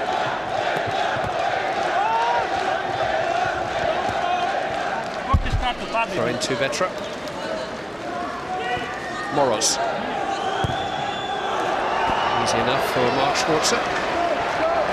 Now he's got Gira on his way here, and he's got Johnson and Zamora ahead of him. Johnson lets it run, and it's easy enough for Jankowskis. Difficult actually, Gira, sometimes to actually understand it, the wavelength he's on. Clive, he's one of those sort of players. When he's on his game, he can wreck the opposition himself, but it can be frustrating to try and play with. You're never quite sure exactly what he's thinking, where he's going, when he's looking to give it, when he's looking to run with it. Here is Sultan Gira. Pansel to Etuhu. Dempsey. Jesse's on his way on this side, but Dempsey turns the other way and tries to clip it into Johnson. Easy enough, though, for Kianskas. Now, a little turn by Grigaitis, and there's Moros, and there's Hangeland. Rajanauskas here has been steady. Borowski. It's Etuhu's job is to protect his back four, and Grigaitis with a very hopeful cross.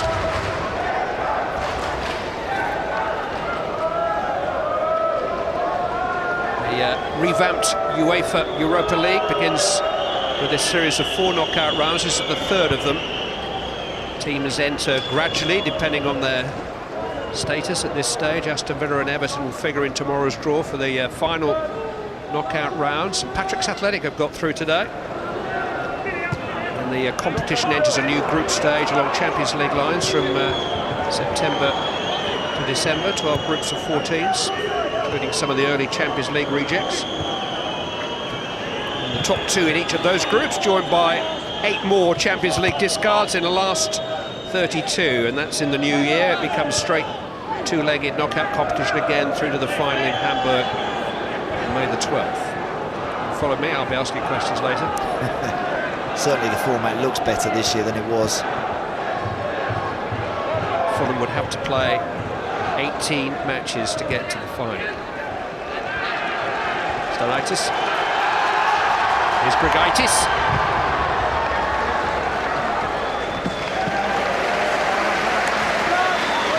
Good work from Aaron Hughes. Dogged and determined, just shut the door there. Good names gone through tonight. PSV Eindhoven, Fenerbahce, Galatasaray, but Aberdeen sadly gone out quite spectacularly.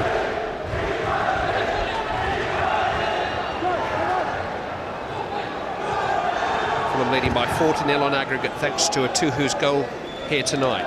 Paulauskas for Vetra. Shot on the turn is hopeful for Vasilauskas.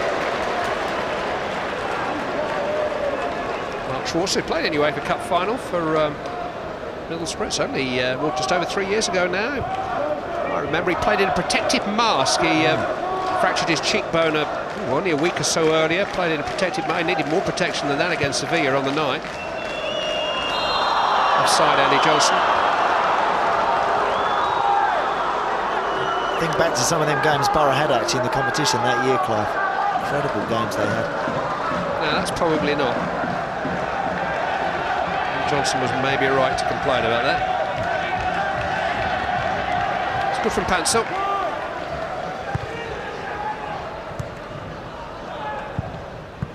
Oh, almost got Johnson on his way, gear up.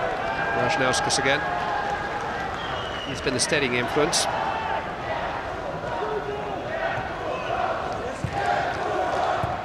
Given away by Aloysius.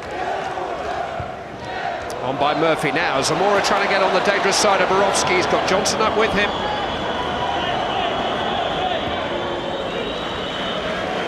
Dempsey.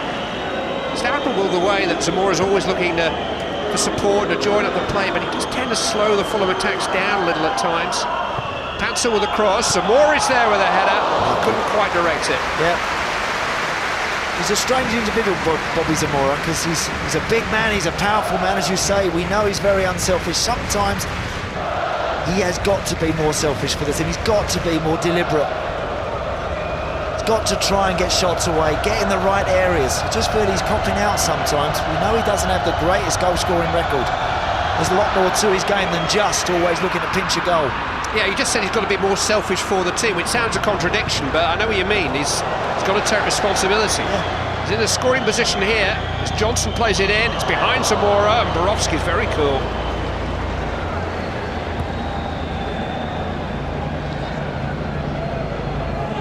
And also, Clive, the fact that Hull City have come looking, and maybe Fulham were interested in doing a bit of business at some point. Now, Bobby's got to say to himself now, I have got to do it for myself as well. Of course you want to be a team player. Of course you want to be part of a successful team here. There's also comes a point as a footballer where you have to get the balance right with actually doing it for yourself, looking after yourself.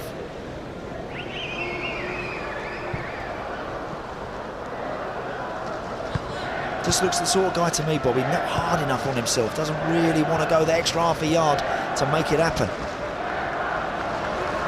Etuhu. Gear up. Slip through to Johnson. There's a big challenge from Jankauskas. A little bit high, but he got a foot on the ball. It's an important one as well, because Andy Johnson was flying. He was in then. Now, here's Moroz. Able to find Aloysius.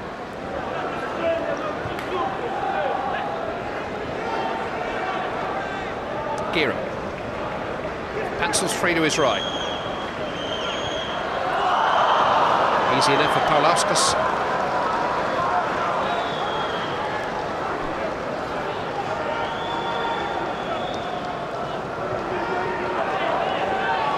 Gaitis has done well. Moroz. Etuhu did well there, Clive. Kept backtracking. Moroz was always looking to get the shot away. Blocks the first tackle. Etuhu up on his feet, does it again. Again, he's not as effective on the ball as Danny Murphy, no question, but in terms of using his power and his physique, both ends of the field is vital to this team. His goal 10 minutes ago is the difference between the two teams on the night. 4-0 is the Fulham aggregate lead. Well, the two centre-backs, Kianskas and Jankauskas. Here's Dempsey. Now Zamora. Konchesky's cross. Zamora ran away from him. It's not an area where Roy Hodgson's got an awful lot in reserve up front. Eddie Johnson has returned to the club after his loan spell with Cardiff last season. Eric Nevland is 32 in November. Dempsey can play up there, of course, as well, give him another option, but you're right. Blessed with that many that you're looking at, they're going to get goals. Diamasi Kamara is still on the books, although not on the bench tonight. He hasn't made that particular cut, so there has been rumours of him moving on.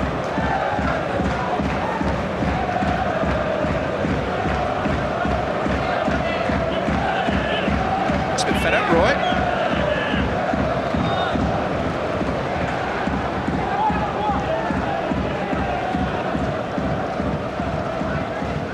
Kianskas. Put up by Etuhu.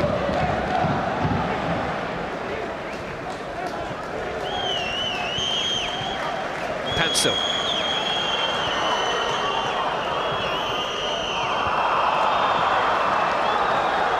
And a weary ball in.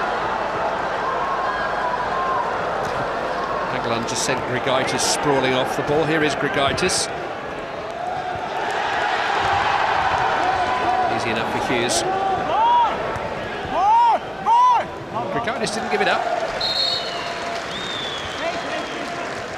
Referee's just going to have a word with Hangeland about that clash. You're not penalised him for it. Pick on some of your own side, I think it's probably the message.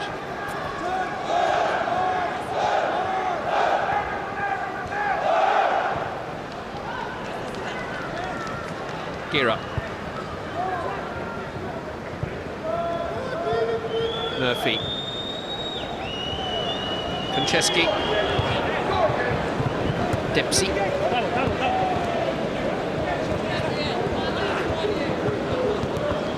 It's a good combination. Dempsey's got Konchesky in behind Vetra.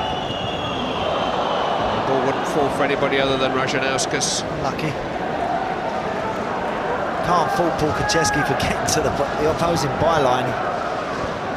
Must have done it 25 times tonight. I was going to say, he's not getting back quite as quickly. He'll sleep well tonight, Paul Konchesky.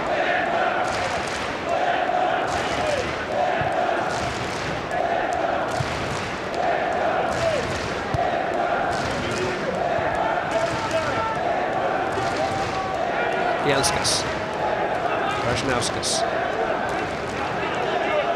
Borowski.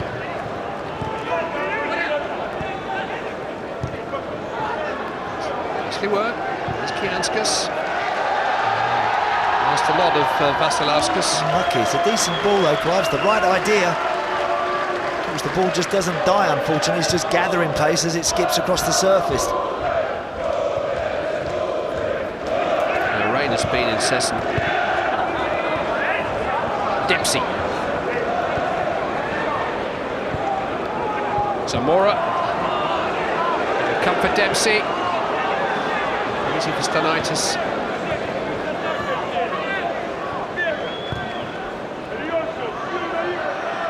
Murphy got back there.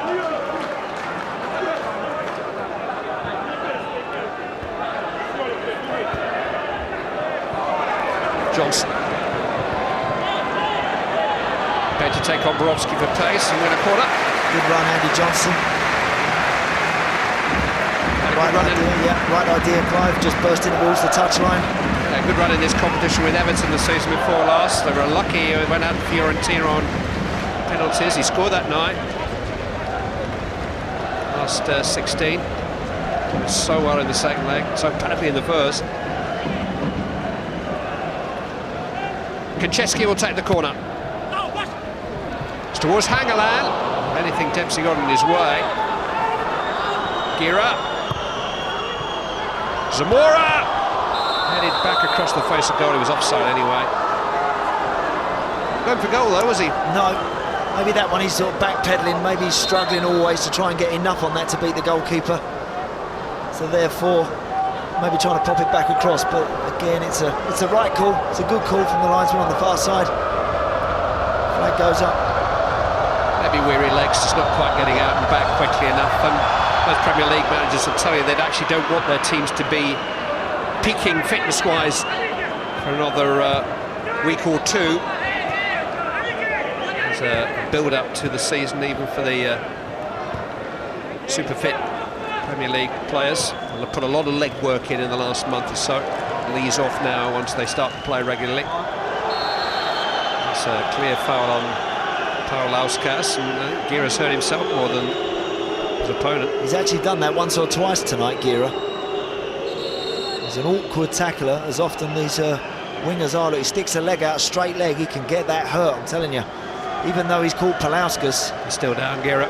No surprise that he's come off worse there, Clive, because when your foot's stuck in the ground, you bang your knee, you can be very careful to hyperextend it and you can be in trouble.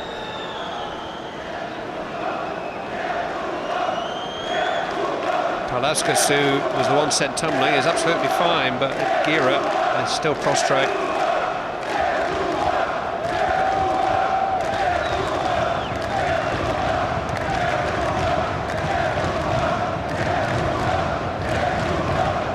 Any sort of risk involved here, you'd have thought that they'd be making a change.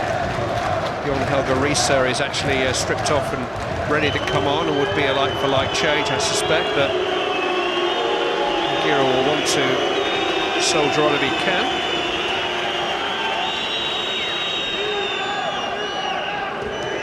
Now, free kick here for Vetra, promising position.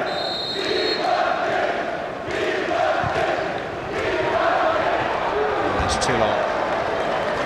We're going to see both the summer signings. Stephen Kelly is being readied too. Riise in the foreground, Kelly there on the right. Well, we know a bit about Stephen Kelly. We know he's an ambitious young man. He bombs forward, he's fit, always energetic, looking to get forward. I'm interested to see Riise. Does he have a left peg like his brother? This is Johnson.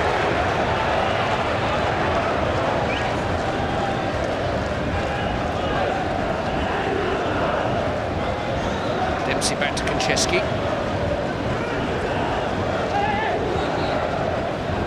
Gira, looks okay now. Murphy. Pansil. Zamora. Dempsey. Johnson. Konchesky. Somebody had to have a go. Etuhu's foot was a bit high, free kick's given.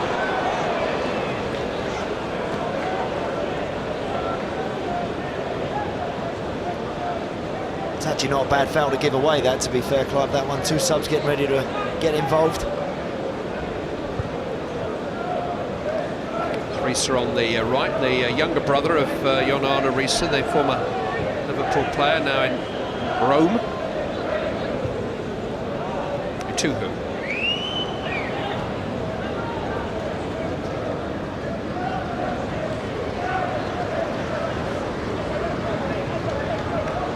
The delay, incidentally, is because the fourth official can't get the electric scoreboard to work.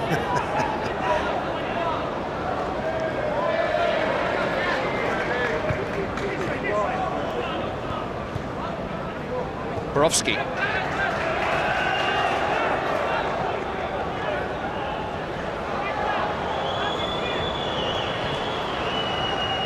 Rashnowski.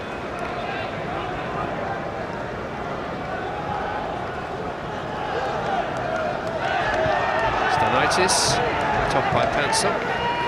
Fourth official's called Mr. Bede. It might be Mr. Bean. Zamora. Johnston support. Oh, teased him, didn't it? Nothing wrong with Bobby Zamora's contribution there. Andy Johnson couldn't catch up with it. It's only a corner. Probably should have been a goal. Yeah, great run from Zamora. Powerful run. Just wondered whether or not he was going to pull the trigger himself. He's having a look very, very unselfishly there. Rolls it across that 6-yard box, and it's just a fraction too hard for Johnson to get on the end of. Going to see a new combination now on the Fulham right. with Zoltan Gira and John Pantsil coming off. And first on will be Bjorn Elga Risa, for whom Fulham paid, I think, about £2 million to Lillestrøm in Norway, current Norwegian international. And Stephen Kelly will play just behind him on that right-hand side. Current Irish international, mainly a substitute in Giovanni Trapattoni's team, but very much a part of the squad. Plays Cyprus and Italy next month.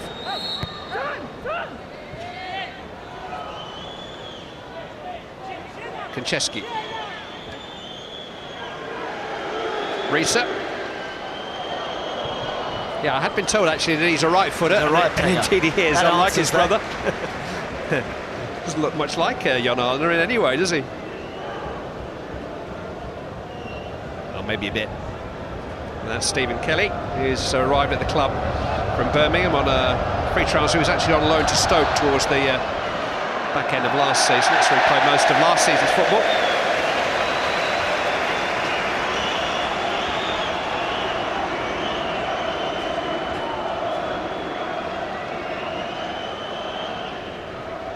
Kelly, Risa. Got a big game for Norway next week, Risa against Scotland. Big game for the Scots.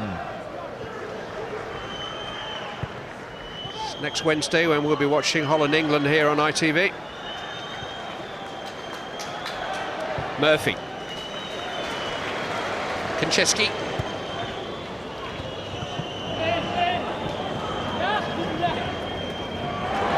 Well won by Dempsey. It's Roy Johnson!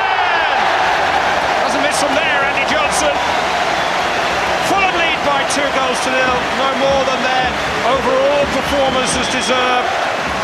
The goals to confirm that victory took their time arriving. Clint Dempsey does wonderfully well here, Clive. Watch the skill as well. He wins the ball back here. He has a little nibble, he gets it back. Now watch this, watch the skill. There, just rolls it off the right foot onto the left. Fabulous ball, great run from Andy Johnson. And that's a great goal. Watch this bit of skill here. Shapes to go inside, look, then goes back down the line. That is great, great skill, and it's a brilliant, brilliant finish. A little bit of history here at Craven Cottage tonight. First time this stadium has staged UEFA Cup, Europa League football. And it's been marked now with second half goals for Dickson Etuhu and Andy Johnson. Change for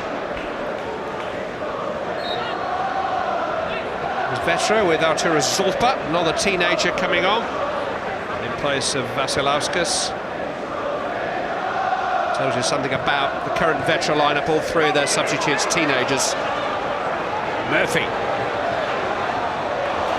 Now can Dempsey provide another good cross? Was a bit tight for him there. Corner kick though. Yeah, Danny Murphy just acknowledging there, he's just overhit that a little bit. Andy Johnson just running to Clint Dempsey's path a wee bit there. They're on top of the game now, Fulham. They're still looking very strong. They got a late third in Vilnius a week ago. Feel they might have another goal or 2 left in these last 10 minutes. The 2 who quite control it. Tough one to hit as well, Clive, that is. It's a good little fizz from Konchesky. Seen that one work over the years. Teddy Sheringham used to love that one. That's a difficult one. It's just a tad behind it, Etuhu.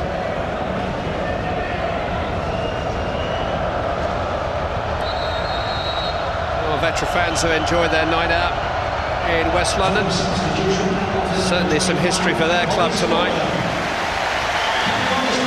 Bobby Zamora will give way to Eddie Johnson for these last minutes. American, who was on loan to Cardiff City last season. Did score a couple of goals towards the end.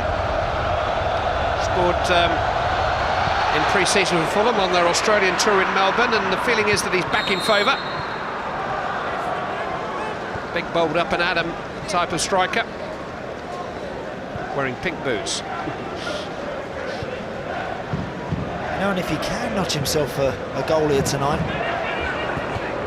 again, I think it's just nice to be in a position as a striker on a night like tonight. Get yourself a goal, just remind 1 or 2 what you're about.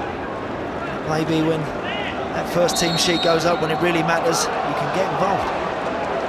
Murphy penalised. Do you know, Clive, I don't begrudge any of the footballers nowadays the money they earn, but it was red hot when I used to play in pre-season.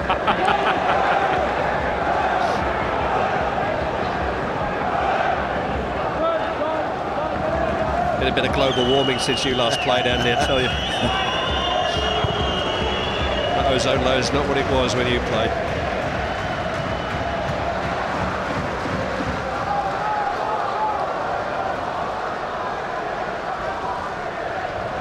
Dickson Etuhu after 57 minutes, Andy Johnson after 80. 2-0 to Fulham on the night, 5-0 on aggregate. The draw for the final knockout round at this stage of the competition is tomorrow in Switzerland. Draw for the final qualifying round for the Champions League being made at the same time, so plenty of interest for the fans of Arsenal and Everton and Aston Villa, and it would appear Fulham and St Patrick's Athletic tomorrow in Switzerland.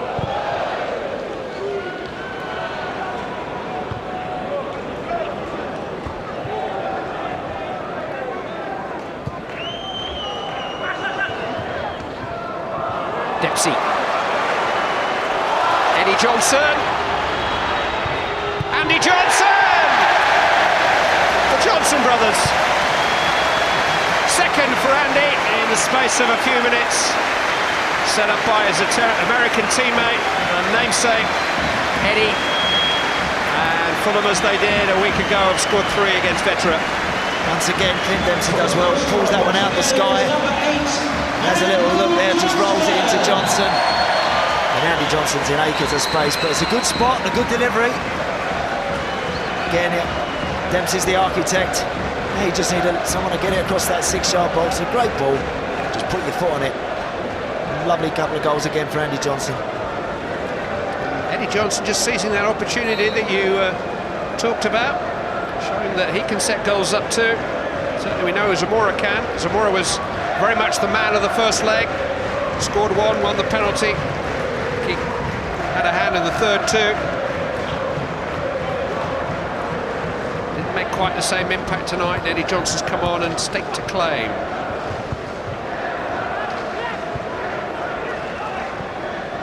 Murphy.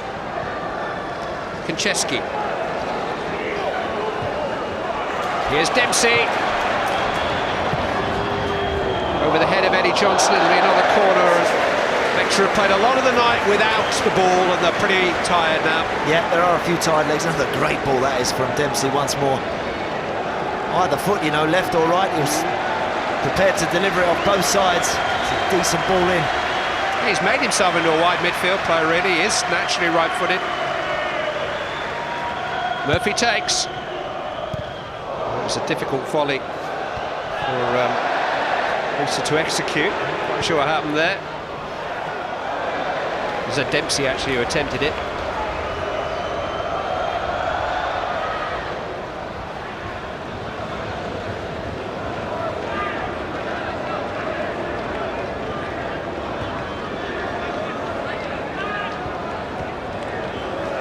Be a different looking Premier League this season. Clubs like Manchester City and Tottenham Hotspur, who finished below Fulham last season. 7th would be a heck of achievement if they could manage that again. I think it would. They did play very well, as you said earlier. Had some notable scalps here, particularly last season. Had to repeat that, Clive, particularly with all the Europa League games now that we're going to throw into the hat as well. It's not going to be easy, that's for sure. But when you think they survived by the skin of their teeth the previous season, Danny Murphy's headed goal at Portsmouth. I don't think they're a relegation candidate team by any means, are they? Not at all. I think there was always teams worse than Fulham that year. But they got a familiarity here now. A lot of players that have played together now for over the last 2 or 3 years. As you said, no real notable additions that are going to blast their way into this Fulham side. So more of the same will be expected. Last chance perhaps here for Kianskas to add to his season's tally. The leading goal scorer in Lithuanian league football, centre-back. He'd been better off having a shot. Maybe it was.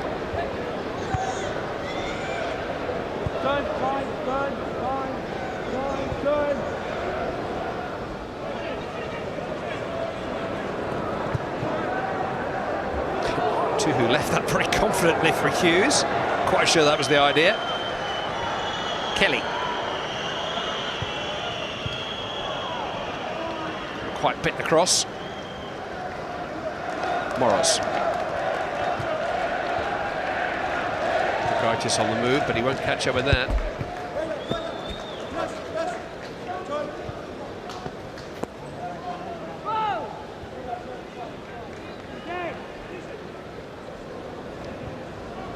Just wondering, have we got time for one more? Can they fashion just one more chance? Andy Johnson be thinking, little hat-trick will do me a treat now, just a couple of weeks before the start of the season.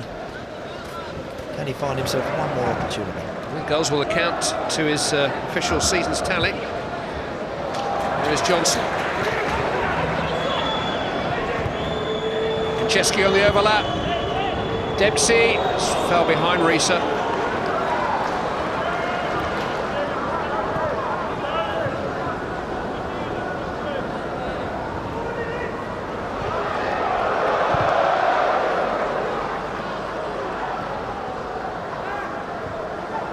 Hughes. Season started, the night started with a big tribute to Sir Bobby Robson. Aaron Hughes played under Robson in Newcastle. Went to the semi-final of this competition with the late Sir Bobby Robson, Aaron Hughes. Emotional start to the evening. But a successful night's work for Fulham, all in all. Every step forward in this competition will be a bit of an adventure for them.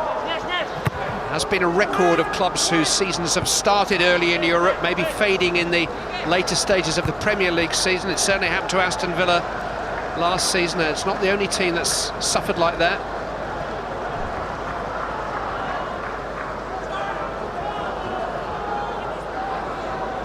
I want to enjoy this Europa League adventure without it taking too much away from their capability in the domestic competitions. Hangeland under a little bit of pressure from Aloysius. Nothing he can't handle. Does defend well, Clive, big Hangeland, only for a big man. Sometimes you worry that people running out in them big legs, he could get himself in a little bit of trouble, but he doesn't. He's picked up a bit of a knock actually here.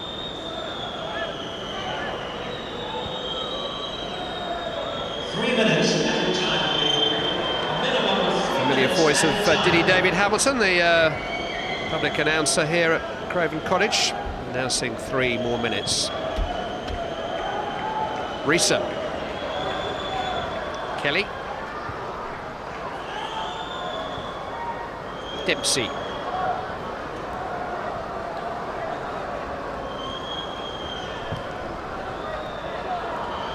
Dempsey trying to tiptoe through the minefield, but Fulham have had to get the ball wide, really, to stretch Vetra tonight. Got better and stronger as the game's gone on. The resistance levels dropped, of course, from Vetra. I think all credit to the Fulham boys. They have kept going. We were slightly critical about the final ball, as the manager was at half-time. In the second half, it certainly got better. Yellow card for Stephen Kelly here. First of the night. A season as long as this one in Europe, they can really tally up. Cheap one. Just got the wrong side, but no real need to do that. He's keen, he's anxious, he wants to get back, he wants to try and get back goal side, but these are the competitions you can rattle up very soft yellow and red cards if you're not careful.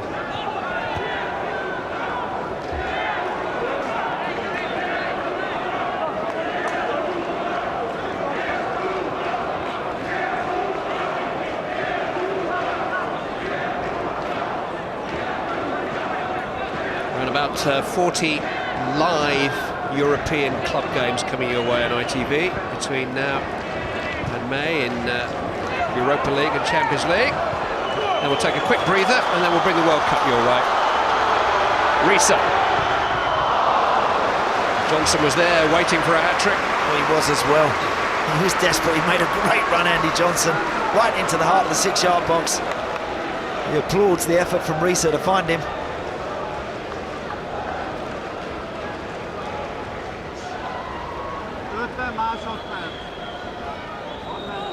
Risa with the corner. Header on by Eddie Johnson to Andy Johnson. Konchesky. It'll come for Risa, and that's handball. I think Etuhu and Danny Murphy have played well, been nice and steady. Hangelander again, it's been impressive. Andy Johnson, some good goals. He's looked lively, he's looked sharp. I think Clint Dempsey's been the pick of the bunch for me, Clive, tonight.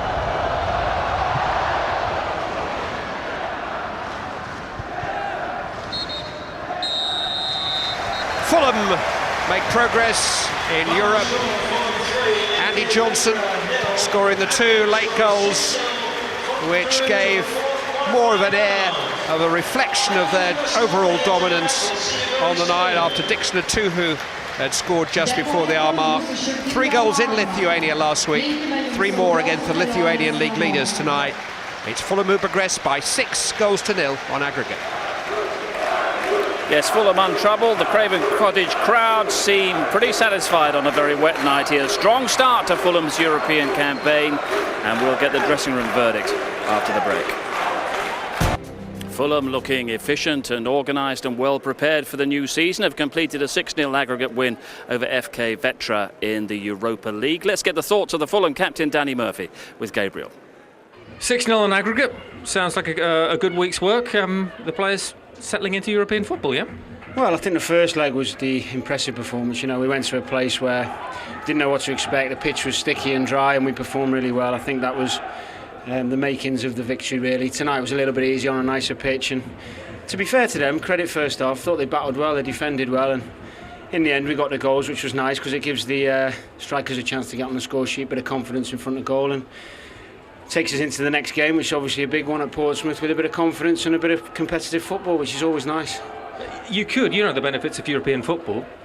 What would be the benefits of getting into the Europa League for this set of players? Well, I think on an individual level it brought me forward and progressed me as a player massively, and I think that's what a lot of the players will be looking forward to. And I think as a club, it'll progress us as a club. We'll have more experience, better players for it, and I think obviously you always see a better player after a European experience, in my view. Have you got enough depth in your squad to be competitive in Europe as well, though, Dan? What has the last week told you? And of course you could get a major name in tomorrow's draw. Well, I think we have to be careful looking too far ahead because of the fact we've still got another 2-legged game. But yeah, it'd be nice to get a bigger team and play at a good stadium. But it's going to be difficult because we have got a small squad, and I'm sure in the next couple of weeks the hierarchy will be looking to improve the squad, because as it stands we are light in numbers, that's for sure. Thanks, Danny, well done. All right, no problem. Morris Volts, it was a good performance tonight, but Danny Murphy and a few others around here are concerned about the depth of squad for the season ahead. Well, it looks like they're going to have more games to play. I still think that they have a decent sized squad at the moment, and you want to also be careful not to overinflate your squad, because it's difficult to keep everyone happy if they don't get regular games. And I think they still have a lot of players who can come in and do a very good job. What are the weaknesses that need to be worked on? Getting the ball in the back of the net is maybe one of them. Second half they did well. They improved. They got in behind, and they crossed it from deeper positions, and they were a bit more effective. Again, I think it was very obvious that most of Fulham's pressure and the attacking dangers were created on the left-hand side, and not so much on the right side. So maybe it would improve Fulham's options if they could find a bit of a balance there. Be great to see Fulham make progress through the Europa League. What about the Premier League this season? I think if they have a season like last season, it would be a great achievement. Everyone at the club, I think, is very realistic about the challenge ahead, and no one's getting ahead of themselves. And last season was an almost perfect season, and it got them into the qualification round of the Europa League. And I think no one expects the same result for next season, but it would obviously be nice to achieve that. Morris, thanks very much for your contribution tonight. All the best with your own injury problems and your immediate future as well. Let's just give you a quick reminder before we go of our highlights coverage of the FA Community Shield on Sunday, 11:15 on ITV1. Live coverage of England's friendly against Holland in Amsterdam, Wednesday, 7:30 ITV1. Fulham go into the Europa League draw. If nothing else, the weather here tonight has told us the football season is underway. Bye-bye.